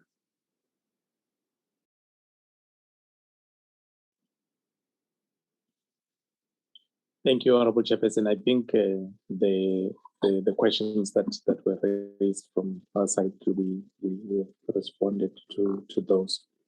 Thank you. Thank you very much. Chairperson, can I come in now that the questions have been responded to? Yes, Minister, you can round up. Thank you very much. Chairperson, we learned after going into the details of this particular incident that actually the Numbi Gate is not a very safe place, and we have taken the advice of members who said perhaps it should be closed. I am informed that there is a very unhappy community around the Numbi Gate, and the issue is around land. It's land claimants, and so there is constant instability in that area. When we met the family of the deceased or the wife, she told us that actually the Numbi Gate, the sign to the Numbi Gate itself, is not very visible from the road that they were traveling on. And they had to slow down because there are humps there, because it is to slow down the traffic. So they were caught in a situation where they had to slow down because there were humps. And this is done because there's a school next to the road. So when you put all of that together, I think the advice that comes that perhaps we should close the Numbi Gate is something that we need to discuss with the owners of the lodges and see if we can't find an alternative route. We don't want another situation like this. So that suggestion is well taken, and we will explore that. In fact, yes, it is true that the Mpumalanga people had to use the Numbi Gate because there's a great deal of protests around that particular area. We will ensure that we are in touch with the owners of the place and make the necessary adjustments, as we have taken note of the detail of the particular tourists that were there. And then there is a question about that the impact minister said that this incident will not happen again. No, that is not what the minister said. We were hoping, we hope that this incident does not happen again. This is not how we as South Africans would like to portray the country. This is not us. And the reason why we went out, Namasonto, that says that the Minister Tasa had also gone out to a bus issue. This one was very different. I woke up, Chairperson, and all the members of the department that needed to be there were there the whole day. That is how traumatized everybody was. It wasn't just another accident. This was a very traumatic experience. I was not deployed there. I went there on my own accord because of the just how gruesome the matter would have been. What happened is that the German newspaper got hold of the story before we got hold of the story, and they ran it in Germany, including the name of the deceased person. And the children in Germany were absolutely traumatized beyond anything you can think of. And at that time, we didn't know the identity of the person, but it was already something that was running in Germany. So we would like to find a way in which we can have a compact with our ambassadors here that should anything happen of this nature, we would like them to work together with us. But the good thing about our relations with the German ambassador is he said that he has worked in many countries before, but he has never come across a more caring government, a more caring group of people such as he found in tourism. Because we really, it was surreal. It was out of this world to encounter that and have to deal with it. But we're hoping that it never happens. That is our hope. We live in hope that it never happens on our hands again. Yes, there is a question that perhaps tourists should be provided with numbers which they can call. We're hoping that we can tighten up. We will come together as a department and tighten up, learning from the experiences of this, what it is that we need to do differently. We will take note of everything that we did not do right. It is indicated that we should also, in selling South Africa, take into account that we have wine and song, and that we can market this. We can market it to countries such as Saudi Arabia who come here to spend money. We will be doing that. We will be doing most of the things that were suggested by members of parliament that we could do better. We will make sure that Limpopo is put on the list of places that are not safe. What kind of help did we give to people? The women in that department, chairperson, were fabulous, absolutely outstanding, and I don't know how to thank them. But we were all there, thoroughly traumatized. There's nothing we didn't do for these people, and we just hope it never happens in our time again. Thank you very much. Thank you so much, Minister, and thank you for the presentation and the clarities, responses to the questions that were posed by members. The next presentation now is on the tourism sector recovery plan. DG.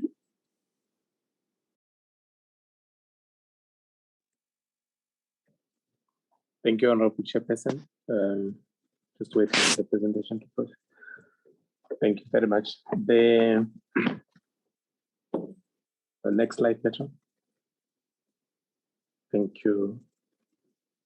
We will cover, Honorable Chairperson, in this presentation of the tourism sector recovery plan. Part one of it, which is what we are going to be presenting, will look into movements on some indicators that would assist us to see whether are we having the desired impact in terms of the implementation that is taking place, or are we ticking the boxes, so to say. We have then taken the part of ticking the boxes with regards to the actions. We took that to the annexes, where we would then be able to say the activities that we had intended to pursue. These activities have been done and so on. Going forward, Honorable Chairperson, we believe that there are other data sets that could also enhance the report, and we will continue to source this.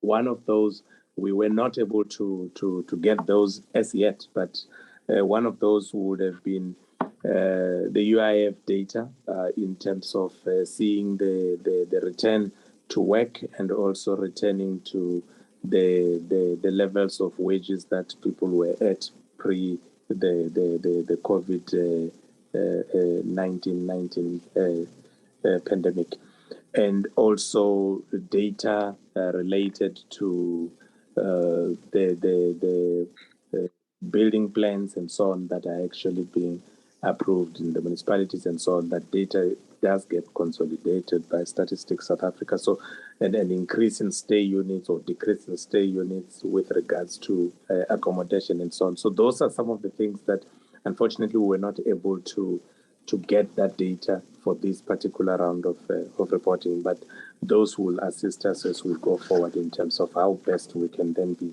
in a position. So here we will talk about employment, we'll talk about investment, but not in investment. We are not yet at a point where we can give you a big quantitative figure.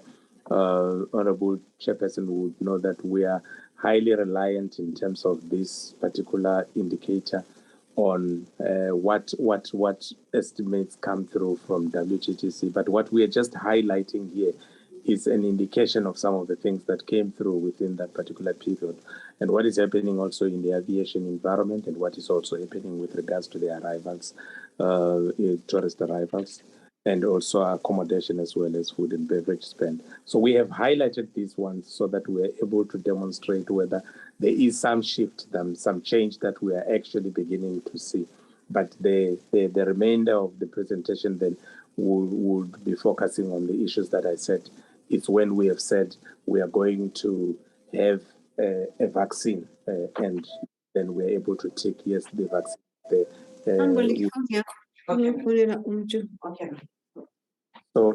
So let's move on. This is just the background, Honorable Chairperson, that highlight the various pillars, but also to indicate that there's a direct link between the plan as well as the ERRP and the areas that have got that sort of relationship with the ERRP. Move on to slide 5.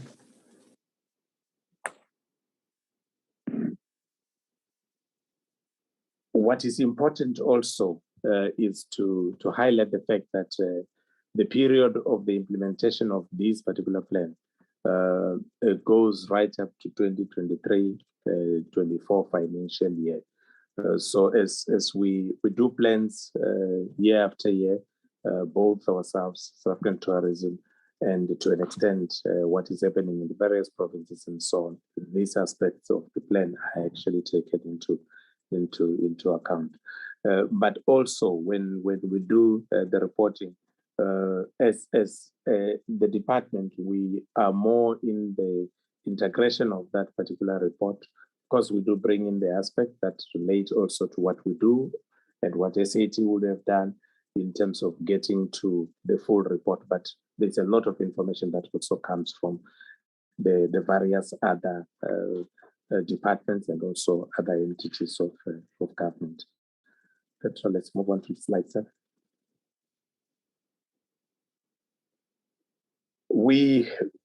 Slides. Okay. Globally, we are seeing that the infections have subsided. There is a little bit of some residual and some new infections that are also being seen, particularly in areas like East Asia. But overall, there hasn't been any reports of some sort of new dreadful strains that could actually get to a point of disruption. But we do know that there are areas that are still not fully open. In our case, we are now fully open and we are now fully in business. We have begun to see some sort of good movement in that regard.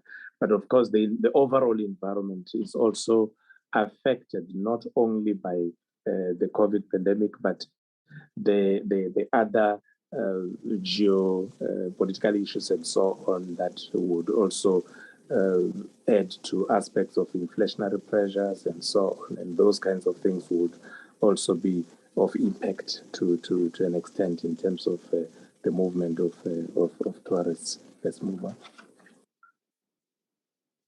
This is the overall plan, which seeks to protect and rejuvenate supply, which seeks to reignite demand, which seeks to enable to strengthen the enabling capacity. And in terms of the different activities that have actually been performed across all these various aspects, I can confirm that actions have actually taken place and followed through. across different government departments, government agencies, and so on. And we have been in a position to actually achieve some gains due to some of these actions that have actually been taken. I would want us to move to slide 9. Thank you, Petra. Now, employment, what we are using, I need to qualify this, what we are using in terms of this data, Honorable Chairperson and honorable members, we are, so tourism is not a classified industry in terms of the industrial classification, sectoral industrial classification. So what we then do, and this is based on the methodology that is also used by Statistics South Africa. The different components or sectors, let me call industries, that contribute to what then becomes tourism. Those industry-related aspects, they then have a particular percentage that would really then be claimed and be attributed to us as tourism, and say this out of that lot in terms of the different industries that make a contribution. So if it's transportation, it will have a percentage. If it is accommodation, it will have a percentage. Food, it will have a percentage, and so on. And all of those percentages, once they are then combined, then they would give us a particular figure. So when we say that comparing 2021 first quarter to 2022 first quarter to 2021 first quarter, and we are seeing an improvement in terms of growth in employment of 6.3%, we are taking that out of the percentage, the 17.6% that is related to the sectors that are deemed to be tourism-related industries. And that then the percentage contribution of the actual tourism component within that, then that gets to be calculated in that regard. So ultimately, then we are able to see this 6.3% rise that comes from 2020, that comes in 2022 first quarter compared to the previous year. And that on its own, it's a good indication that we are beginning to move towards a particular direction with regards to the issue of employment. Next.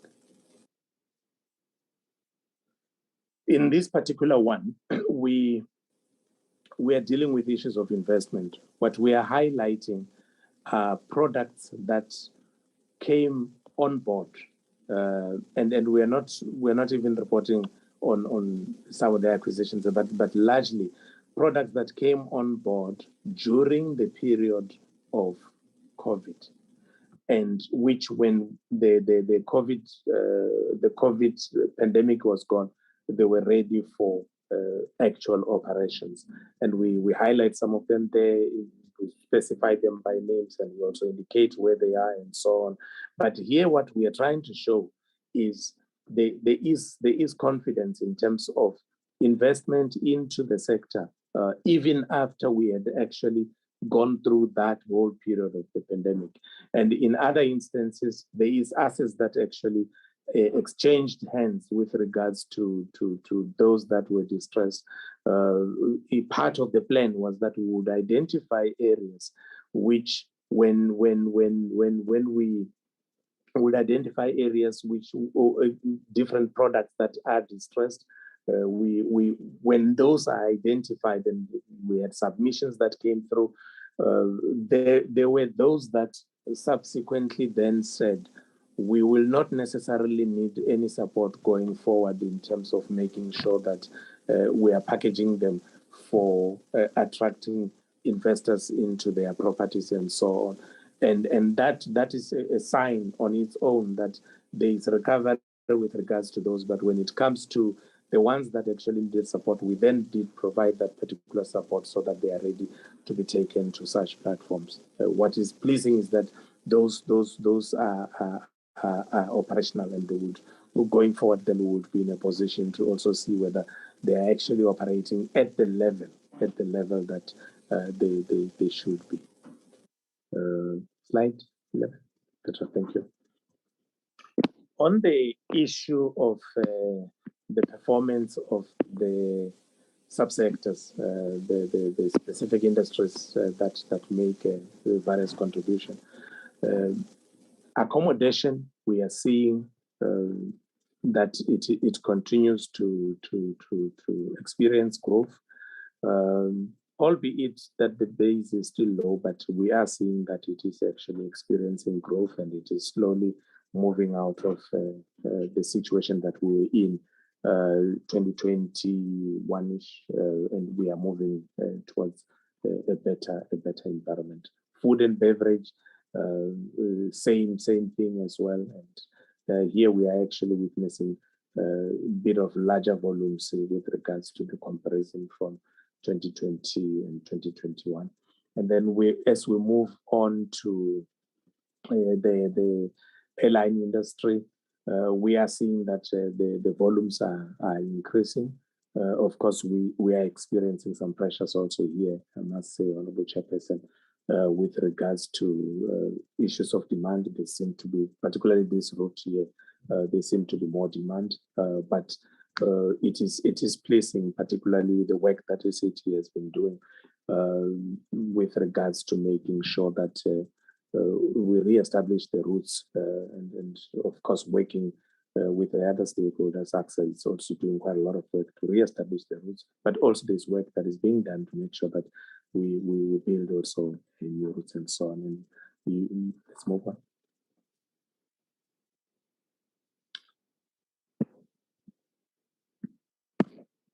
In terms of let me put it this way first. Domestically, we have witnessed the loss of capacity. Mango, during 2021, obviously, SA also, because there was that period that it was not actually flying.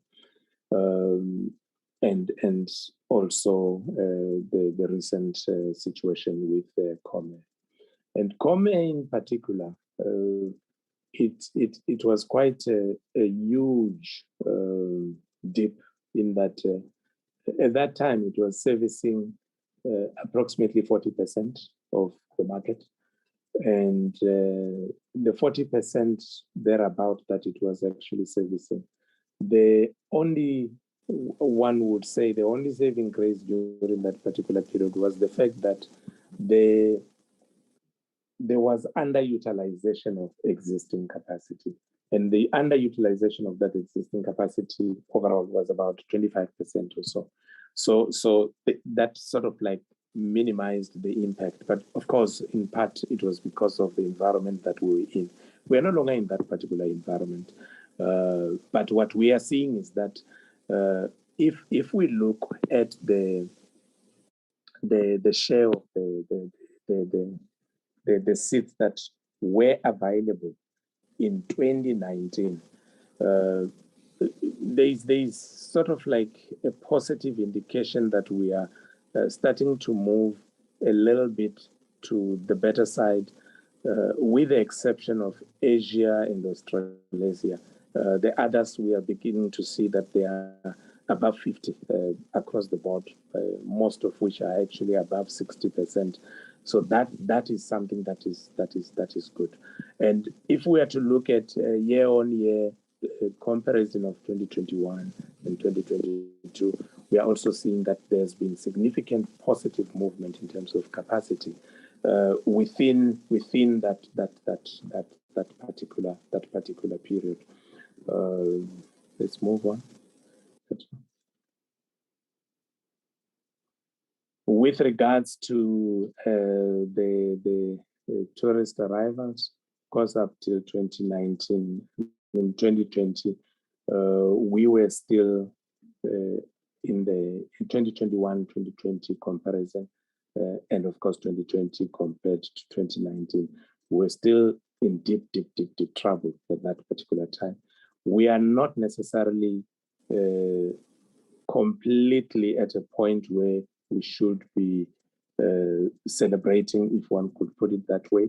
But we are happy that the movement that we are seeing is positive. Just go to the next.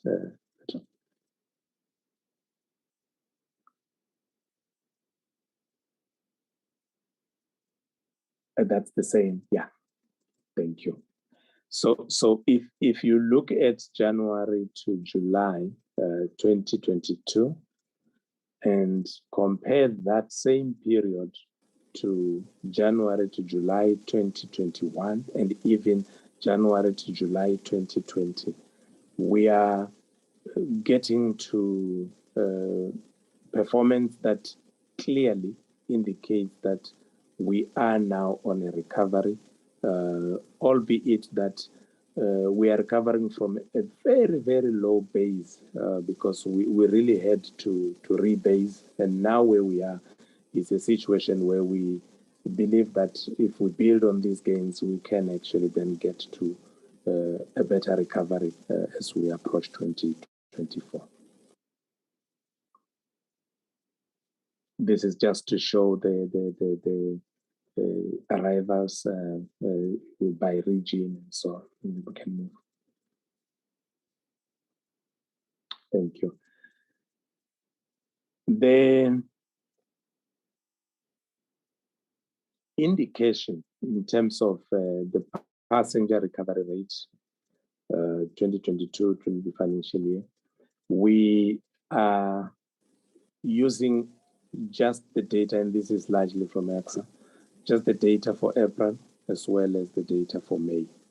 And that data indicates that we saw the 72% in April and we saw the 77% increase in May. And that says that we are indeed on that road to recovery. And we are seeing that recovery. And we are seeing that movement a lot more driven also by King Shaka as well as Cape Town International. There's quite a lot of increased demand on those routes. Let's move.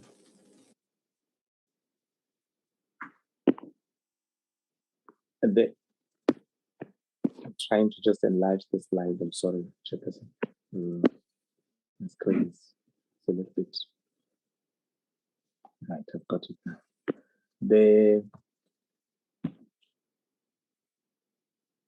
The indication here is this is still part of what I was saying earlier with regards to passenger movement within AXA network of airports and the increases that are being seen. And specifically, if we zoom into July, we are able to see the 7 percentage point comparatively that shows with regards to that particular recovery. So there is recovery, but of course we are not yet like that other slide that I showed where we are some in 60%, and so we are not yet at the level that we would want to be, and we are not yet either at the level where 2019 was. So there's still a lot of work that needs to be done, and these comparisons are able to show that indeed there is a lot of work. If you look at the comparison of pre-COVID compared to where we are 2022-2023 financial year, which is current. Let's move. This is just to highlight the issues of the dependencies. So domestic is seen as a big driver for the traffic that we are seeing, both with King Shaka as well as the Cape Town International Airport. And this is an important aspect in that the domestic utilization of the existing capacity will then strengthen the growth of the aviation capacity in the country. As more tourists then come in, and then we've got connectivity required and so on, it would find a solid base with regards to this, because that capacity would have actually been able to sustain the utilization of that capacity would have actually been able to sustain this. There is also very good performance with regards to regional airports. And here, South African airline like Airlink is actually quite instrumental in terms of those connections and sustaining those routes where at least there is knowledge by the market that that capacity is actually there, and they will then be able to have some sense of reliability to come to our destination. But also the connections that would be required by our international tourists when they have to go to Canada. Move on to the next slide, thanks. Thank you. Now, these are the things that AXA in the reporting have indicated that they are actually seized with, and the partnerships that they have with other agencies such as SAT and the department with regards to making sure that there is indeed capacity. So there are issues around new route development that is informed by market intelligence and so on. There's issues about making sure that there is joint marketings and so on, and the city does come into that sort of space with regards to that. Honorable members would recall the minister officiated at the signing of the MOU with Emirates, which is part of that whole process of building that particular capacity, and making sure that traffic is increased in the different routes as we go forward. But we also have to make sure that those routes that were there and were performing are restored. So we are happy when we see indications from the likes of South American operators that they would then be considering returning to the route.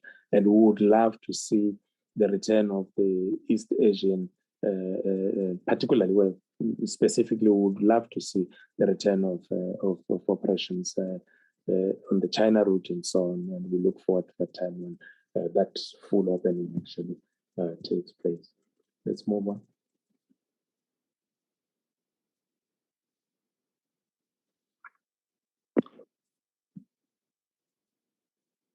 Thank you. What we are witnessing is that there's been volatility. I mean, if you look at 2018, there's a huge dip there in the capacity, but that 2018 was not during the time of COVID. So this is an area to keep watching and making sure that we don't find ourselves with capacity loss. And part of honorable members seeing these slides here, it clearly demonstrates that there is consistent monitoring of the environment, and the engagements that are taking place informed by the data and the understanding what exactly is taking place in the environment. There has been good signs in terms of the number of airlines that are actually operating now, but of course, the big ones, once you've got Comair and SAA not in the space, that is a difficult situation in terms of building up that capacity to the levels of 2019. But of course, we do hope that there will be others that would also come on board, and we also hope that the likes of SAA would also enhance their capacity as we go forward. But this is an environment that does require that we should be able to deal with issues of supply and demand and not have less capacity that is in high demand, because that is going to be costly in terms of how we then operate. Petra? I think we can move on.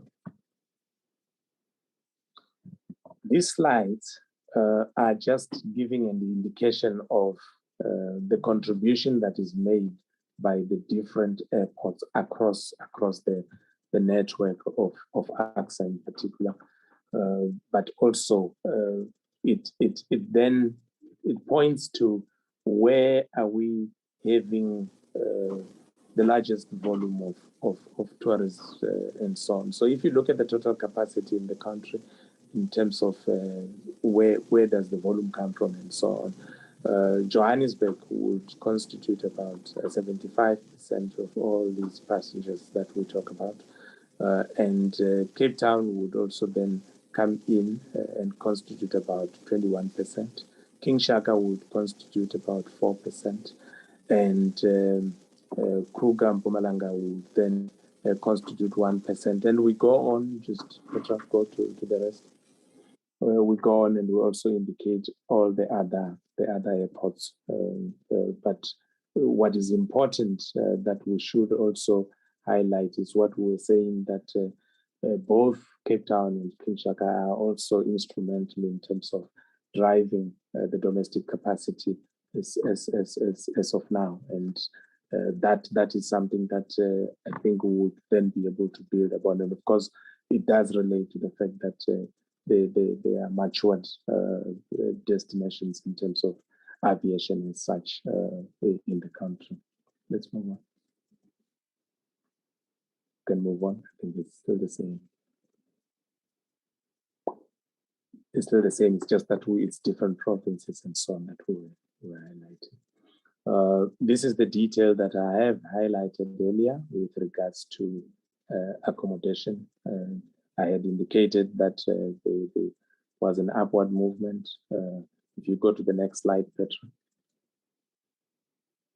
And this is when it is a lot more clearer in terms of the extent of that growth that we're beginning to see becoming a lot more stronger. So January to July 2022, if we compare it to the previous period, we are looking at 68.8% in terms of growth.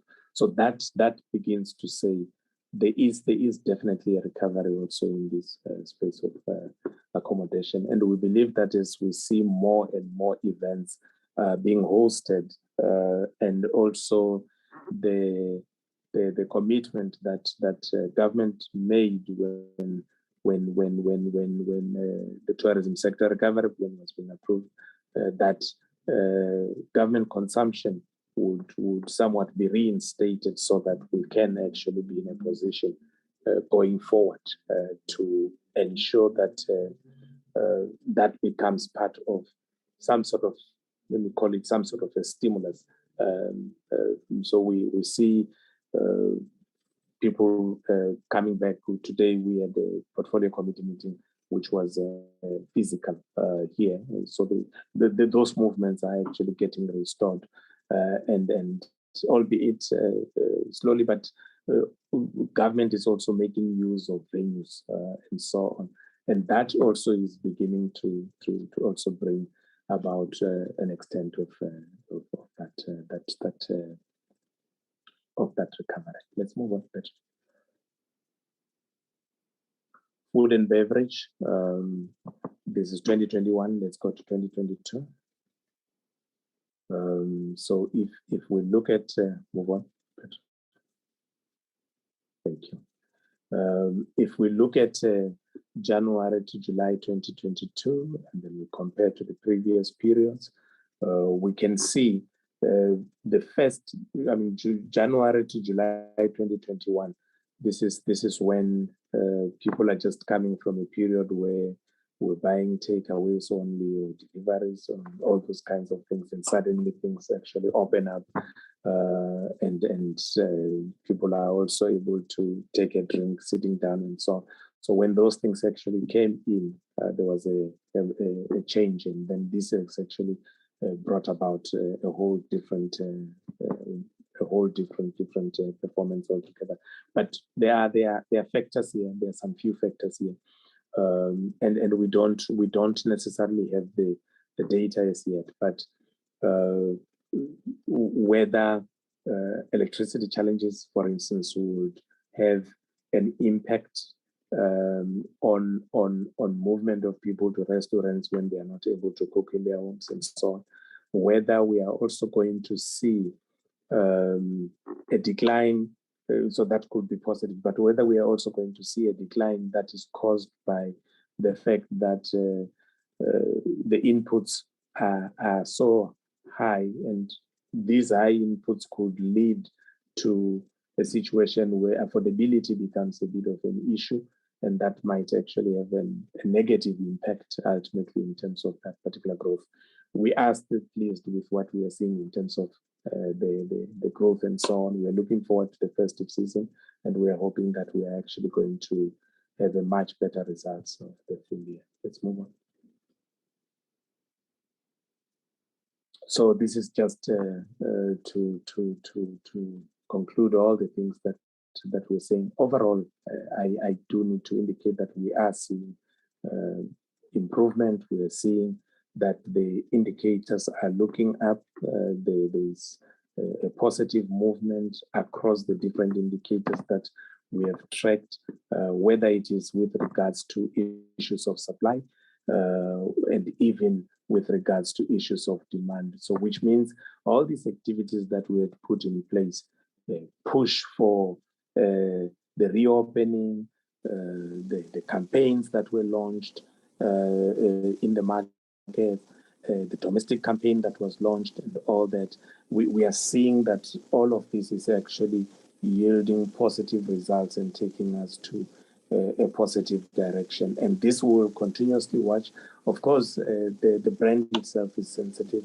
We take the issues that we were discussing in the earlier presentation, but at the core of everything else, we are actually seeing that there is a positive movement across the various indicators, and we are beginning to see the recovery of the tourism sector, albeit on a much lower base, and we will see where it takes us further. The rest of the slides, Honorable Chairperson, are basically what activities did we do in terms of the things that we had said we were going to do across the three themes. I would stop there. Thank you very much, Honorable Chairperson. Thank you very much, DG, for the presentation. I was worried that you were also going to deal with the annexures, because altogether there are 60 slides. Yeah, thank you for the presentation. I think it's time now for members to ask questions.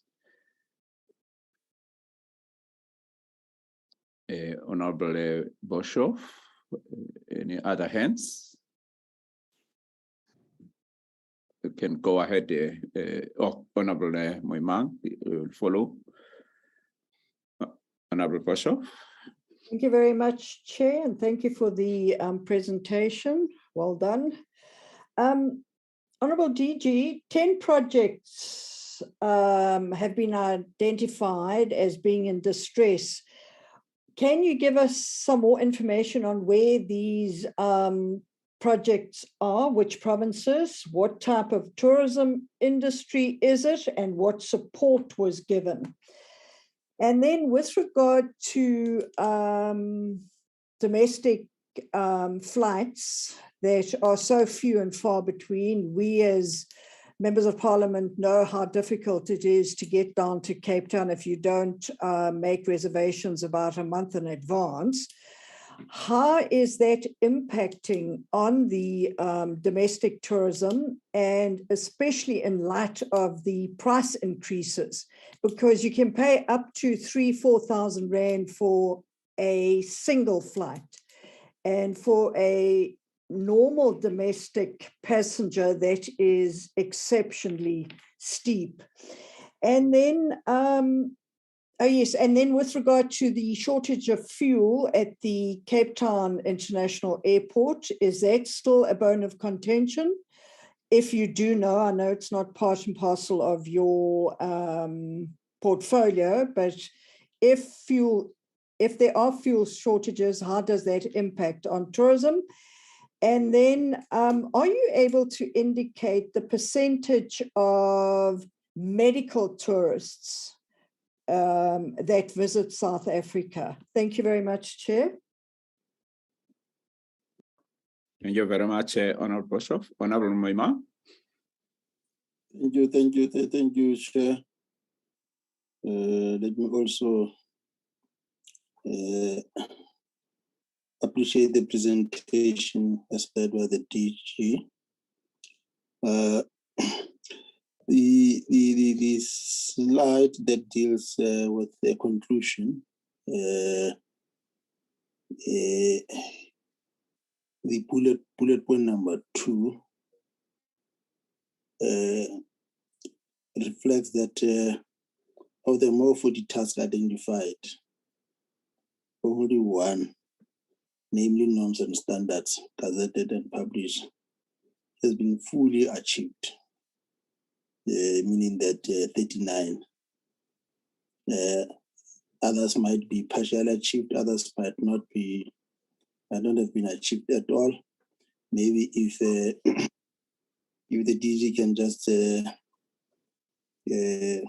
give us comfort on this bullet point, because it is also linked to the last bullet point, which says that the program priorities will be fully achieved by the end of the TSRP implementation timeframe, which is 2021 to 23-24, which to a larger extent, I think, creates tension in terms of if this is the target, but now the second bullet point says out of the 40, only one. I suspect the DG might want to give more clarity on that. But I think also the point that you raised around bullet point number the second one from below, the one that speaks about it speaks to the reporting by other stakeholders.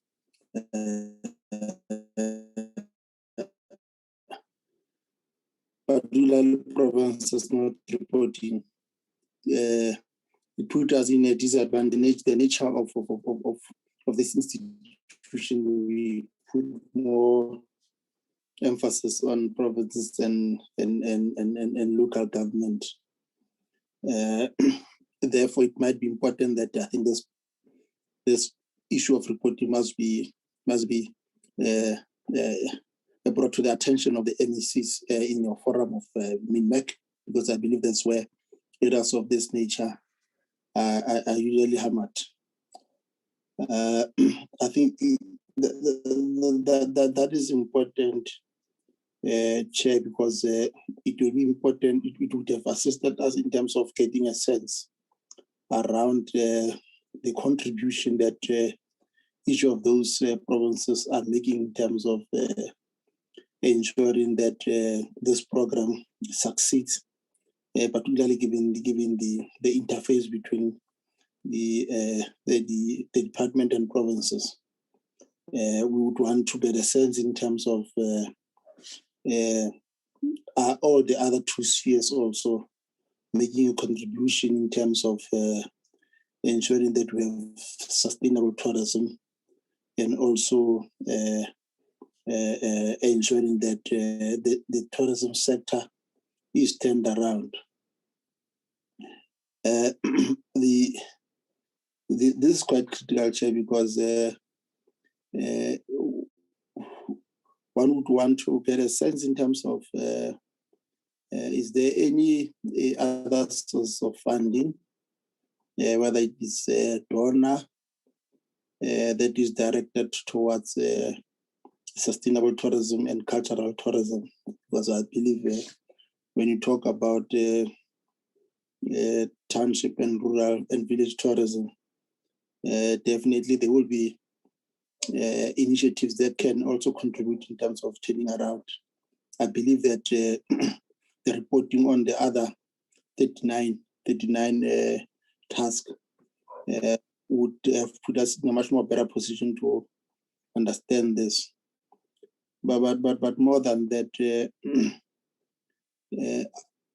the issue of governance that lead to the discontinuation of the project, I think the question raised by Honorable Boshoff on in terms of the projects, I think it's a matter that would want to be put in a better position to appreciate whether there are any governance issues that lead to the discontinuation of the tourism development project, because this tourism project in terms of demography, they are scattered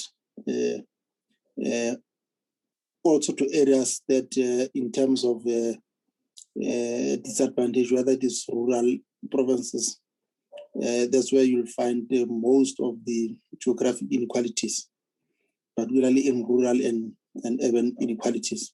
So it will be important just to get a sense in terms of what is it that you do to ensure that there is an improvement in terms of the monitoring and evaluation mechanism to ensure that this issue of geographic inequalities are also addressed. Thank you, Chair. Thank you so much, Honorable Mima. Honorable Ambassador.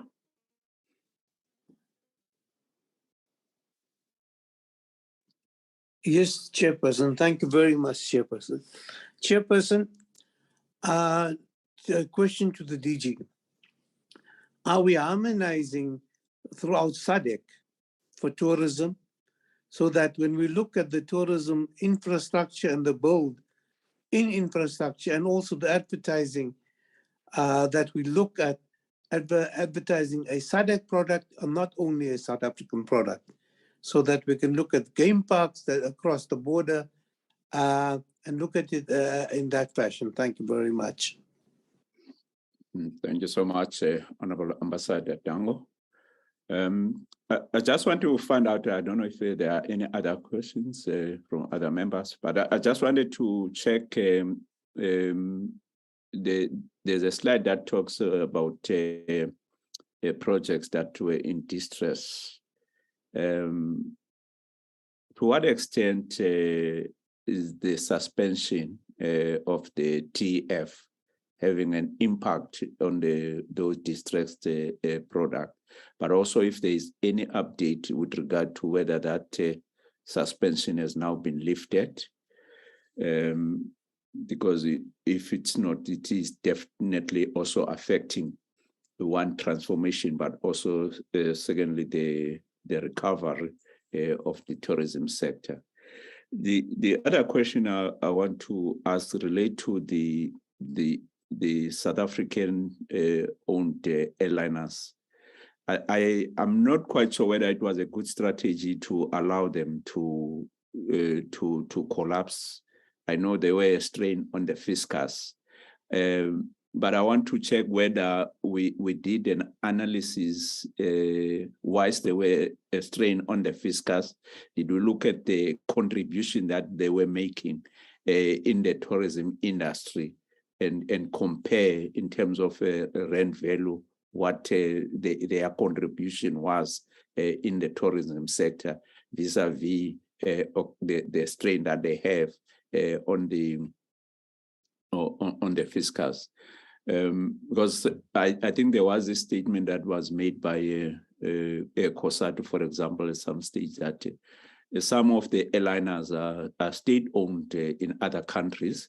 They're not looking only at whether they're making profits or not, but they're also looking at the contribution that they make with regard to tourism, but also with regard to employment. Because now all three of them have collapsed in South Africa. SAA, which is now 49% owned by the state. The Mango, which is, I think, going this process of liquidation. I think also SA Express, it's a situation now is completely over. So I just wanted to check what has been the impact of allowing them to collapse, because other countries are using their fiscus, not necessarily focusing. I'm not saying that we should do it willy-nilly, but we need to compare what other contribution these airliners are making with regard to tourism and also with regard to employment. Thank you. Any responses to the question that have been asked by members? I think we'll do it the same way, then we allow the minister to round off. Thank you, Honorable Chairperson. I'm going to ask DDG Shamila to assist with the questions related to products, including the distressed ones and so on. Then I will also ask Sisonto to look at the questions that relate to the market issues, price issues, and all those. And then there's a few questions that I will also attend to. Thank you. Good evening, Honourable Chairperson, Honourable Members, and Honourable Minister. The question related to the distressed properties, they were in various provinces. So we had distressed properties in Limpopo, Mpumalanga, KZN, Gauteng, the Western Cape, and the Northwest. And the nature of the support that we provided to these properties was to actually connect them with potential investors. In some instances, those potential investors were the IDC, for example, or they were other potential investors that we'd worked with the SA Invest team to find. I think that the IDC, in addition to providing support around investment and business rescue, also assisted with being able to find operators that would be able to operate some of those facilities.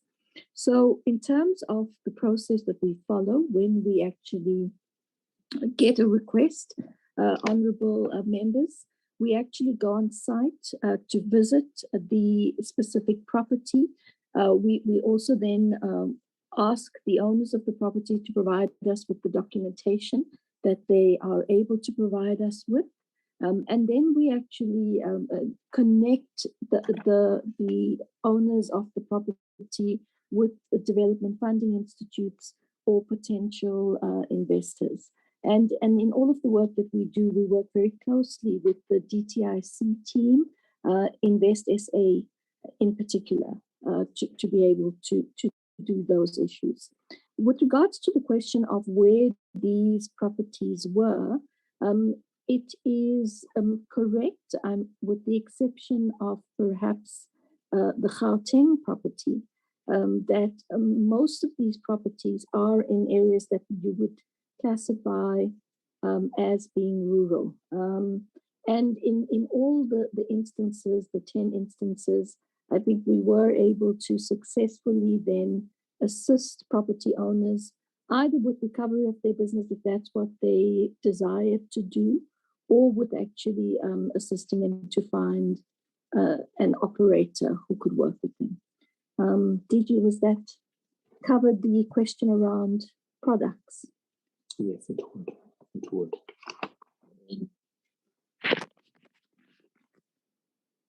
Thank you, Honourable Chairperson. I want to ask Ms. Ngidi to deal with to address the question around fuel shortages before Namasonto comes in.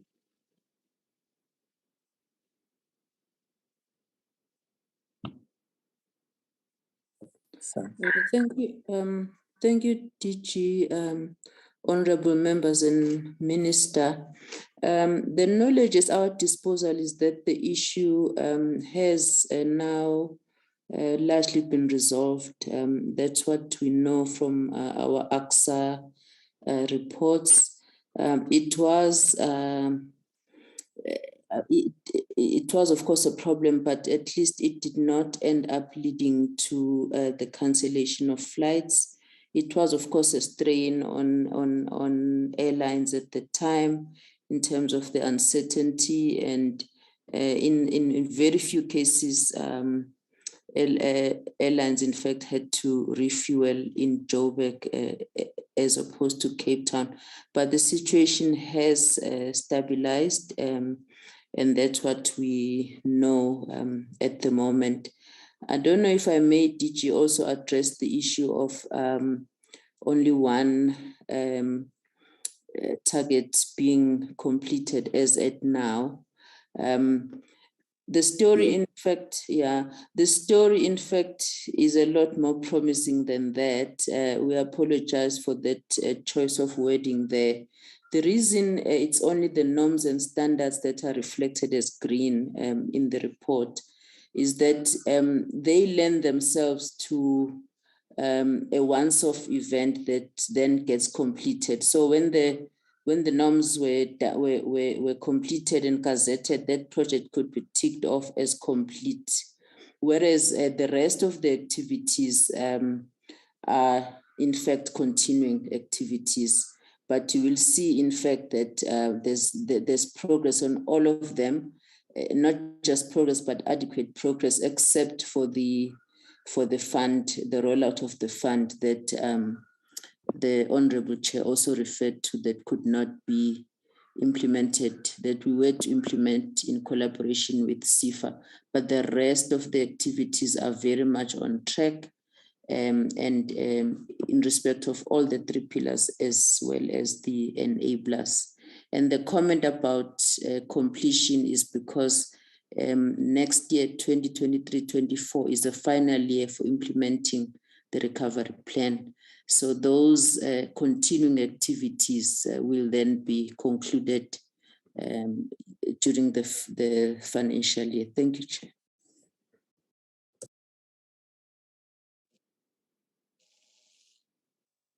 Honorable Chairperson, will ask Masonto to also come in. Thank you so much, honorable members. Thank you, Chair. Thank you, DG. Just to maybe elaborate on the domestic market and the impact of the pricing. What I can say so far is that with all the challenges that have been stated, our domestic trips have so far surpassed the full year of 2021. So we really are looking very good in terms of domestic, but these are the numbers that we have up until July this year. And members might know that there is a bit of a 2-month delay in terms of the numbers we get from Stats SA. So far, the recovery on domestic has been doing very well. The number of trips, 2022 is 18.5 million, 137%. Our spend is also up 192%. The average domestic spend is also up by 23%. The bed nights are up. The only challenge the trend we are seeing is that the length of stay is shorter than previous time, than 2021 and 2019. That is what has changed. So far, all indications are that even though there is a lot of the challenges, the pricing, but the people have not stopped traveling domestically. Our domestic numbers are still looking very good. We have obviously seen this the pricing sort of intensifying now in this quarter. So we will have to look at the next round of numbers and see if that will be impacted. But so far, we are looking good in terms of the recovery of the domestic market. And with the campaigns that we've been running on short left, the domestic travel week that has been running, the September tourism month, that we believe that will also still carry us in the next couple of months of results. If we move on to the comment around maybe how we collaborate with SADC, that's a very tricky question, members, because the members will recall that in terms of our mandate and our geographic jurisdiction is still within South Africa, and our budgets are allocated in that particular way. However, we do find ways of collaborating that are non-financial. What also helps is that, with the Trans Frontier Parks, we are able to move tourists around, particularly in areas like Limpopo, where people can move from the Kruger in South Africa all the way to Mozambique because of the Transfrontier Park. So that sort of does happen, but it's not something that, you know, as South Africa, we are putting deliberate effort, given our limitations in terms of our fiscus. But we also, in terms of the numbers, we know that 75% of our total arrivals are coming from you know, the African market, particularly the land markets. So it is an area that we continue to focus on, as in selling South Africa in those areas, but with limited collaborative initiatives that we are able to do between markets, given our challenges. So perhaps going into the future, maybe there might be some things to look into in terms of that. But that's what I can just mention for now, DG. Thank you very much. Thank you, Sandra. But the one small issue that perhaps you might want to also come back to is, are we able to segregate the medical tourist? The way our numbers are at the moment, we can try and slice them a bit further. We are not able to get that finer detail in terms of, you know, all the segments, all the various purposes, but we can ask that we start to really look at how we zoom in some of those, you know, sub-segments. But it is just like hunting, it is one of those areas that we want to understand more going forward, because, you know, people do come for that particular purpose, you know, in this country, but in the numbers are not as big and they are not showing, you know, quite easily on our stats. But it is something that we will request maybe the researchers to do a deep dive and try and help us to extract more on those particular numbers. DG, thank you very much.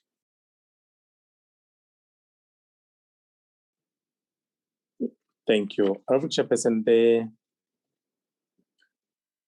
the issues of reporting related to the provinces, they are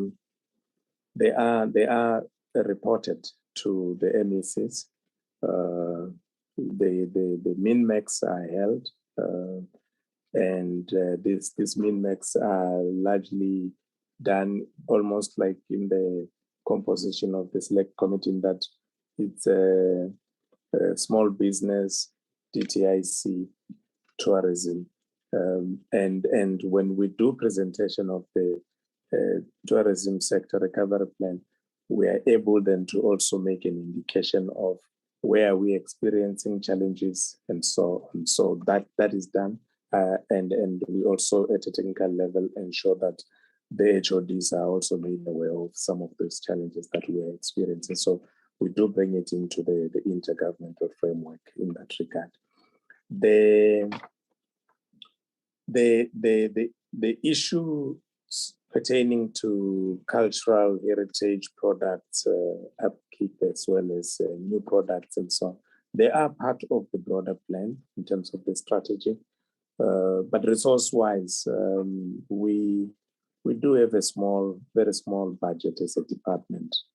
So we do some, but we could, I believe, do a lot more if we were able to get the resources. I think Sonto has already taken us through the issue of SADC. One thing that one can acknowledge is that the private sector is a bit ahead of the public sector in this regard, in that in the public domain, one would find packages that are inclusive of Cape Town, Kruger, Garden Road, Okavango, the Victoria Falls, and so on. So there is a concerted effort to actually present a package that is encompassing of the regional experience.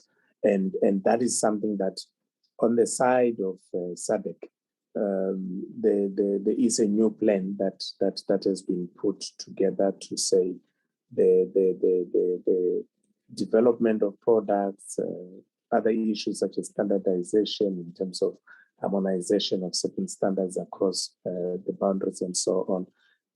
All of those things are things that are actually under consideration in terms of going forward.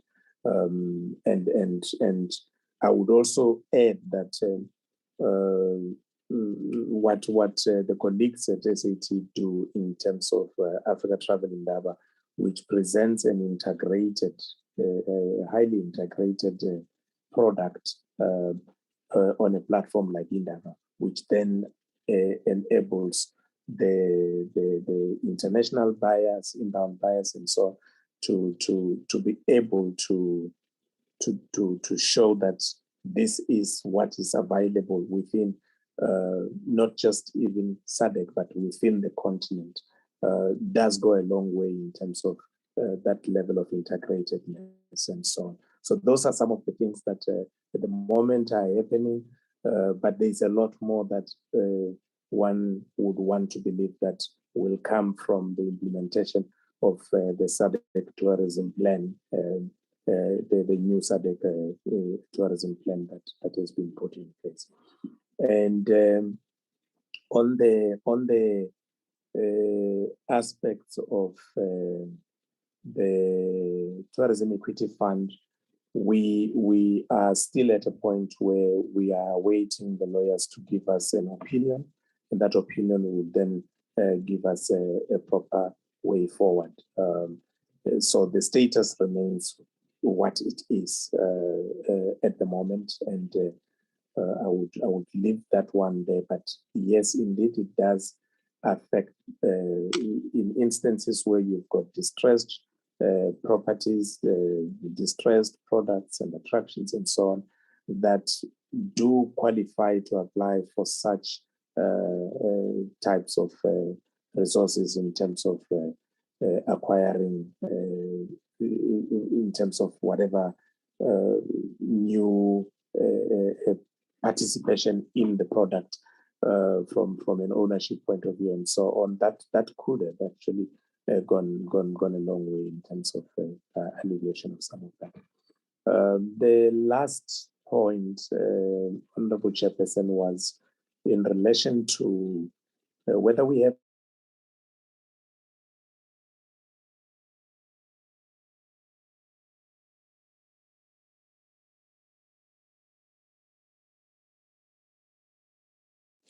apologies, Honorable Chairperson. I think it was the network issues. The last issue was whether we have data that would make that would indicate the importance of the national carrier with regards to the current situation with aviation. There are two things about it. The first one is that the operations, airline industry operations, are by and large based on, they are denominated in dollars. Now, and also when people are flying into South Africa using all the other carriers, the money goes to the country where that particular carrier came from. In the event that the carrier is South African, that also comes in as an injection into our trade account, and that's the biggest role that part of the leakage that then comes in would have been closed to some extent. If we take in Europe and also in the UK, we had the London route, we had the Frankfurt route. In Germany, we had the Munich route and so on. So if we take, and then we had the Washington route, and we had the New York route, the Sao Paulo route, and so on. All of these that is capacity that has actually been lost. The feedback we get is that most SAA used to be the largest. It had the largest number of seats inbound at that particular period. But each of those seats, as I was saying, would then actually be injecting money directly to South Africa. But we don't necessarily have information that would then specifically say loss versus this as such. But that indication, I just wanted to highlight it, that there is indeed value in having a carrier that is designated here. But at the end of the day, obviously, what is important for us is that we need to have sufficient capacity to bring the tourists to the country. Thank you very much. Thank you very much, DG and the team. We now give to Honorable Minister for roundup and closing remarks. Chairperson, thank you very much for this opportunity to address you on a number of issues. We would have needed the whole day to go through some of the things that we have managed to turn around and deal with. We have, I have a research paper that I've put together, which we will be putting out to the public domain about what we have done since COVID, because we were the most affected, as you know. And we are also affected by the geopolitical issues that affect the whole world. We will invite you to that. But on the issue that you were concerned about of the airlines, the airline industry has invited me to their workshop, which will be in somewhere in, I think, George or something. I do intend to go there because I need to understand exactly what the problem is so that we can work together between the industry and ourselves as government. If any of you are interested, Chairperson, please let me know so we can go there in numbers and be able to help them solve the problem, because if they don't solve the problem on their own, we are in a very tricky situation. South Africa has never been in this situation in terms of the availability of seats. And I was glad that I'm invited. I will check with them how many people they will be able to take from yourselves, but we would like you to be there. So I'm extending my invitation to yourselves to be there. Is something that we really, all of us, need to pay particular attention to. And I think we've given you everything we had prepared and to put together and give you in the shortest time possible. If you'd given us more time, we would have gone into many more details that you might not need. But thank you for the time, Chairperson. Thank you very much to the committee that has spent so much time listening to us, and your patience and the contributions that you have made, we've taken on board, and we will report to you on how we deal with those. And where we've had successes, we will certainly tell you. Where we have challenges, we will come back and indicate so.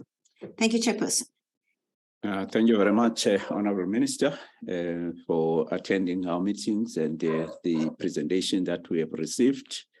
Thank you very much. We are much clearer now in terms of the tourism safety plan, and as well as how the tourism sector is recovering. Thank you very much for the work in progress. At this stage, we will allow you to release you so that we can deal with the internal matters like the adoption of minutes and also the other programs of the committee. Thank you so much. Thank you very much, sir. Good night.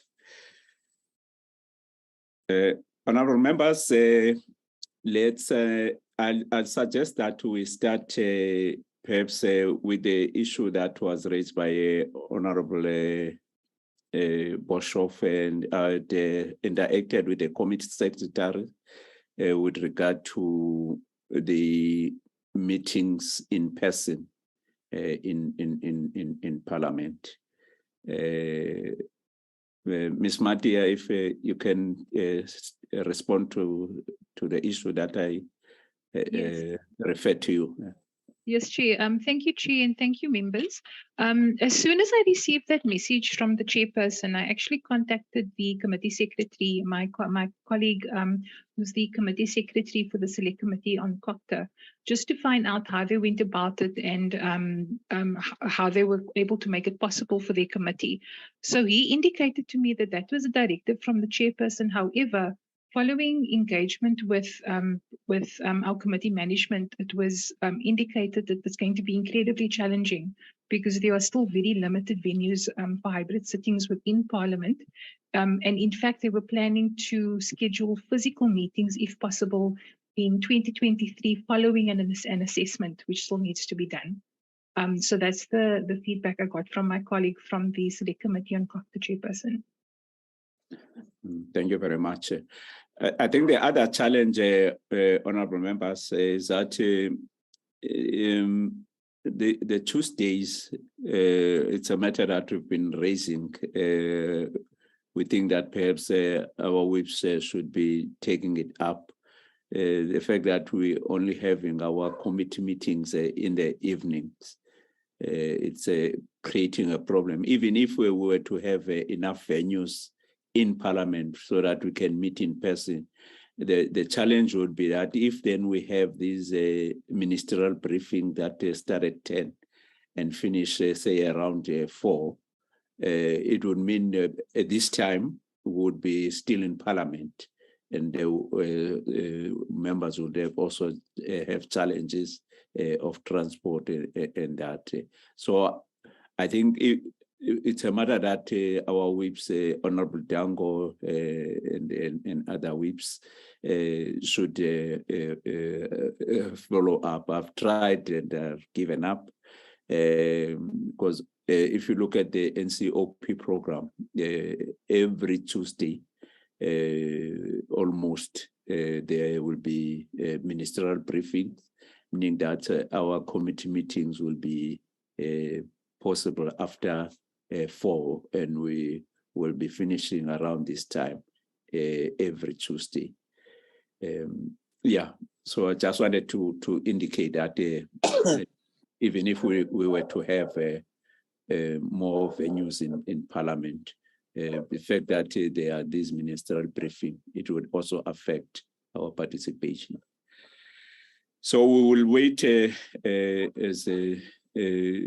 but also I myself and the Honorable Brotaset, we are members of the Joint Standing Committee on Financial Management of Parliament. So these are the issues that we constantly raise in those forums.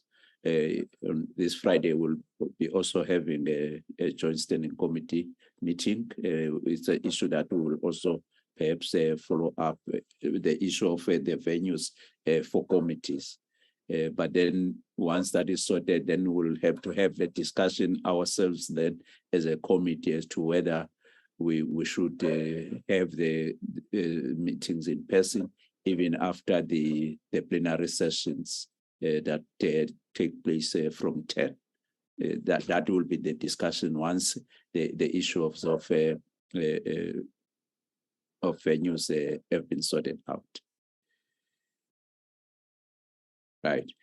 The next issue, honorable members, is the program where there are 2 bills that have been transmitted to the NCOP: the Performance Protection Amendment Bill, as well as the Copyright Amendment Bill. We have had a discussion that and advice also from the procedural officer and the legal officers of Parliament that these bills are technical in nature. So we had resolved that we should then have workshops on the 2 bills. We had made a request to the House Chair of Committees, as well as the Chief Whip, so that on the 18th and the 25th of October, that as this committee will be excused from attending the plenary sessions so that we can focus the whole day, say from 10 to 5, focusing on these two bills. They will take a form of first the workshop on the 18th on the two bills, and we continue with the workshop. If we don't finish on the 18th, we continue on the 25th, but also on the 25th, then we get the briefing. The reason we start with the workshop is so that by the time we get the briefing, we have an understanding of the bills or the copyright law and also the performance protection law. So the workshop will be around those laws first before we get a briefing on the details of the bills. But also I suggest that perhaps before I take Honorable Dango, if committee secretaries can flight then the legislative process. Yes, Chair, can I just ask Grace to please give me co-hosting rights just so that I can share the draft legislative program, Chair? Okay. In the meantime, let's allow Honorable Dango. Magia, Enrico will share the program. That in the workshops that we are going to have, we would include and invite the provinces so that we don't have to do that twice. Thank you, Chairperson. All right. Okay. So what happened is that these two bills were considered by Parliament, both houses. I think they were passed by the NCOP early 2019, I think around March. But then they were returned by the president in 2020. One of the issues that were raised, the president had reservations on, was that the bills were tagged as Section 75. He had a reservation around that they're supposed to be Section 76 so that there's participation by provinces. The NA has agreed to that.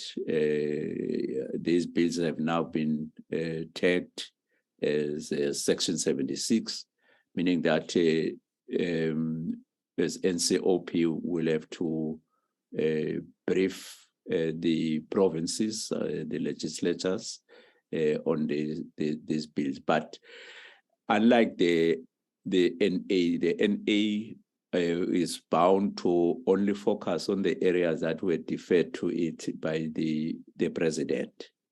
But because now there are Section 76 bills, it means therefore not only the areas that the president had reservations on, but the entire bills will have to be subjected to consideration by the provinces and the committee. In terms of then, I don't know, I can't see properly. I don't know if members, but this has been shared with the members as are indicating that on the 18th, we will have the workshop on copyrights, and then also continue with the workshop on the performance protection amendment bill, and then on the week of, but then on the 25th, then we'll get a briefing from the department.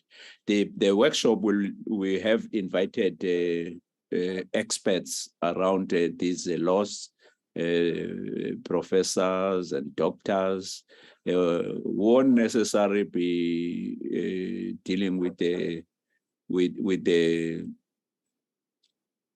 kind of like influencing us, but they will just focusing on the laws that are around the copyrights, and also the laws on the performance protection law. And then we then get the briefing from the department that is responsible for these bills, which is a DTIC. Then from the week of the 1st to the 5th of November, if you can move up, because now they are Section 76 bills, even though the provinces will be part of the workshop and the briefing, but we still need to formalize it in terms of the rules of the NCOP. We need to formally now brief the legislature, the committees that are responsible for these bills. I know, for example, in my discussion with Matia, in Northwest, these resides in the Department of, in fact, in the committee, in terms of the legislation, in the Committee of Arts and Culture, the copyright and the performance protection. In the Northwest, it resides in that particular committee. So we'll be briefing the legislatures, but these briefings will be virtual. So I think we should also assist as members with our PLOs so that they interact with the legislatures with regard to the dates. I've already done so for my province, that I will be briefing, interacted with the PLO, our PLO. Already we have agreed with the coordinator. They call them, well, we call them committee secretaries, but in the legislature, they call them committee coordinators. So the committee coordinator has agreed to the first for the Eastern Cape briefing. So I think myself and the Honorable Aplane will be part of that briefing together with the committee, the legislature. So I want to encourage, because November is just around the corner. We want to encourage honorable members to also interact with the PLOs. So, and then what we intend to do is to also then, after the briefing to the provinces, we also advertise also around the 1st of January to the 27th of January. We have been advised by the legal advisor of Parliament that sometimes if we advertise around December, some stakeholders would complain that they have not seen the advert. So that's why we took the advice and decided then to advertise from the 1st of January to the 27th of January. To give a chance to all the stakeholders to have a say. Then the closing, as you indicated, the closing date for the submissions of comment will be the 27th of January. And then after that, we will then have as a committee our own public hearings. We're suggesting that they should be over the period that is indicated there. We hoping that also after the briefing to the provinces will also advertise and have their own public hearings, and after that, we in our discussion as well, we together with the procedural advisors and the legal advisors, that we encourage the provinces to hang on with regard to their negotiating mandates until we submit the report to them, so that as they consider issues, they also consider issues that are indicated in the report of the public hearings that we'll be having as a committee. Then between the 9th and the 18 will then deal with the negotiating mandates on the two bills from the provinces.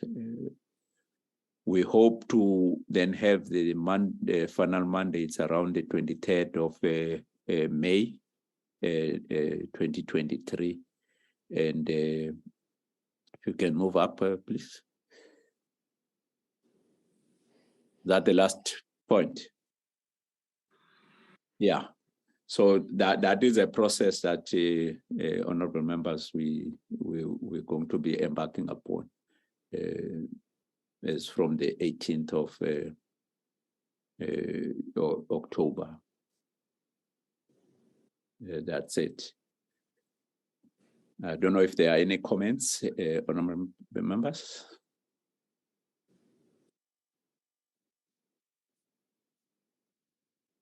No comments. That's fine. Can we just check if we still have the quorum so that we can look at the minutes? I know we do not have many meetings in on the third term because of also these ministerial briefings. If I remember, only had 2 meetings, the one on WTO and the small business development. Do we still have a quorum? 3. Chair, I think we have a quorum, Chair. Oh, okay.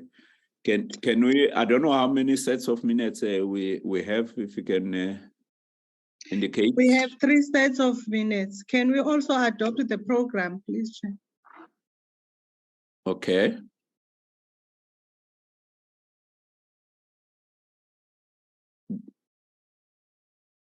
Can we have a formal move and a second for the adoption of the program that I've taken members through? Chairperson, I move for the adoption of the program. Thank you so much. Honorable Moimang, I see your hand is up. Second, Chair. Thank you so much. Any contrary view? Not. Okay. Can we now deal with the minutes of the 21st of June? Can you scroll down, please?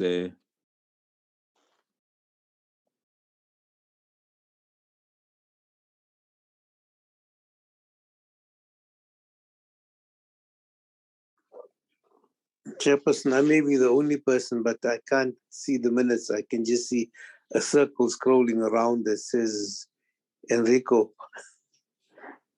Oh, you can't see the minute. I can see it. Oh, I can also see the minute here.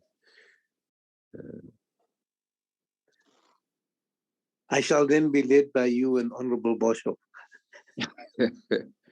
No, copies were circulated, so you can go to your emails in the meantime.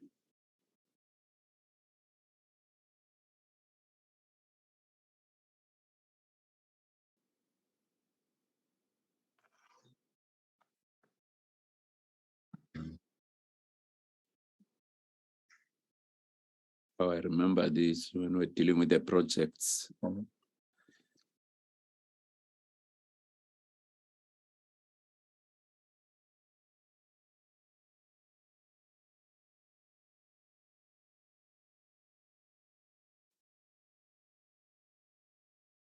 Thank you very much. Are there any corrections, honorable members? No. No corrections. Can we have a mover and a seconder for the adoption of the minutes? I formally move, Chair. Any seconder? I will second, Chair. Thank you so much, Honorable Boshoff and Honorable Moimang. Can we have the next set of minutes? Can we just go back to those minutes? Page 4, please. Page 4, okay. Yeah. Can you write them again? I thought we were going to go to questions on the minutes. Oh, matters arising. The matters. Okay, there, page 4. Yeah. Just go down a bit. Go down, Enrico.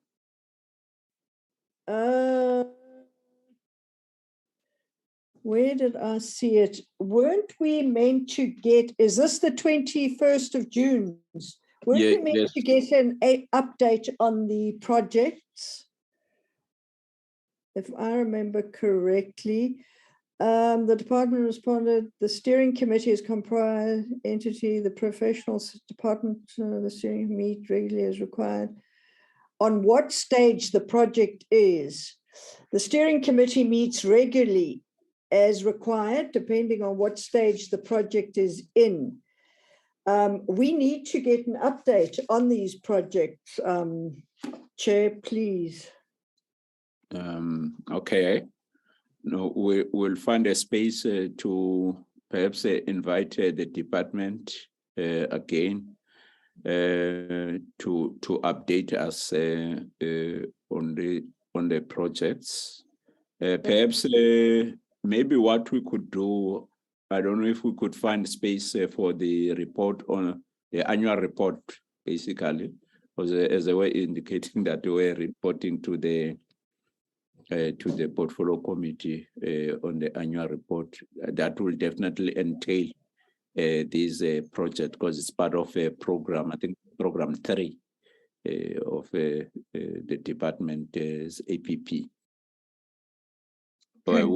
We'll discuss then with the committee secretaries and the content advisors when we could slot the issue of the annual report in. Okay. All right, thank you so much.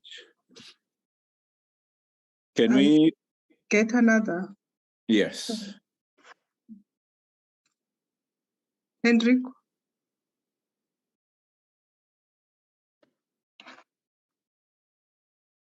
You can scroll down, Enrico.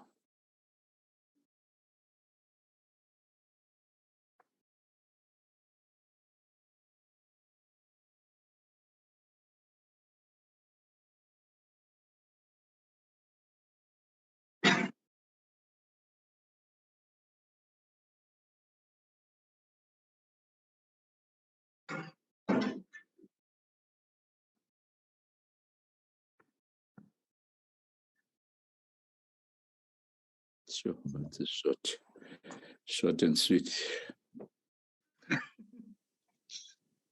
Any corrections, honorable members? I got lost, Chair. Oh, you got lost. This one is. I'm back now. Oh, okay. We're considering minutes of the 2nd of August. I was checking if there are any corrections before we have a mover and the seconder. Not. Can we then have a mover and the seconder for the adoption of the minutes of the 2nd of August, 2022? Chair, if we may go back, can we just have a look who was present and whether those that were present are on the platform? Because I know I was absent. Marachani and Landsman, that's all. Okay. Yeah. So you, Honorable Moyamang and Dango and Brenda can approve. Yes. Can we ask Honorable Moyamang and Honorable Dango? I think Honorable Matebula has indicated that she's got network challenges. I see. I formally move, but I see Honorable Dango has left, unless he has another guidance. But I move, Chair. Oh, okay. I will then second in the absence of Honorable Dango. All right. Is there any other set of minutes? Chair, that's the last one. That was the last one. Yes, Chair. Okay. Are there any announcements? No, sorry. The 23rd of August, the last one. Oh, okay. Didn't we deal with all of them at the same day, on the same day? No. Oh. Okay.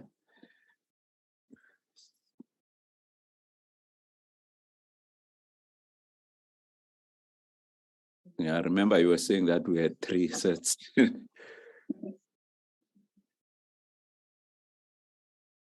this is the last one.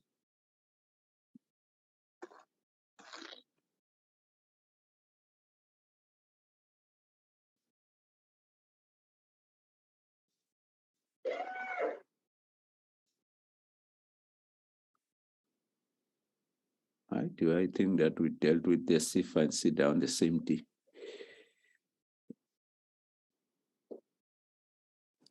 That's correct, Chairperson. Didn't we? Yes, we did. And then the ones that we're adopting for the second, which one were those? I'm not. I Can think this. Can you clarify that?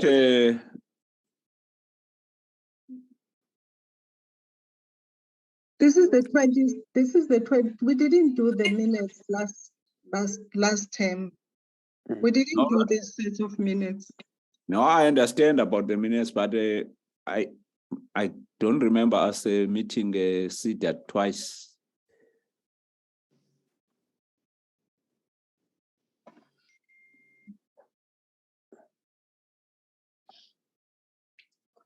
Okay. I was present for this meeting. I move for adoption, Chairperson. Okay, let's specify that if there are any corrections. Not okay. Can we then have a seconder for the adoption? Second, Chair. Thank you very much. Secondly, I think we done with the minute. Are there any announcements? Okay. No.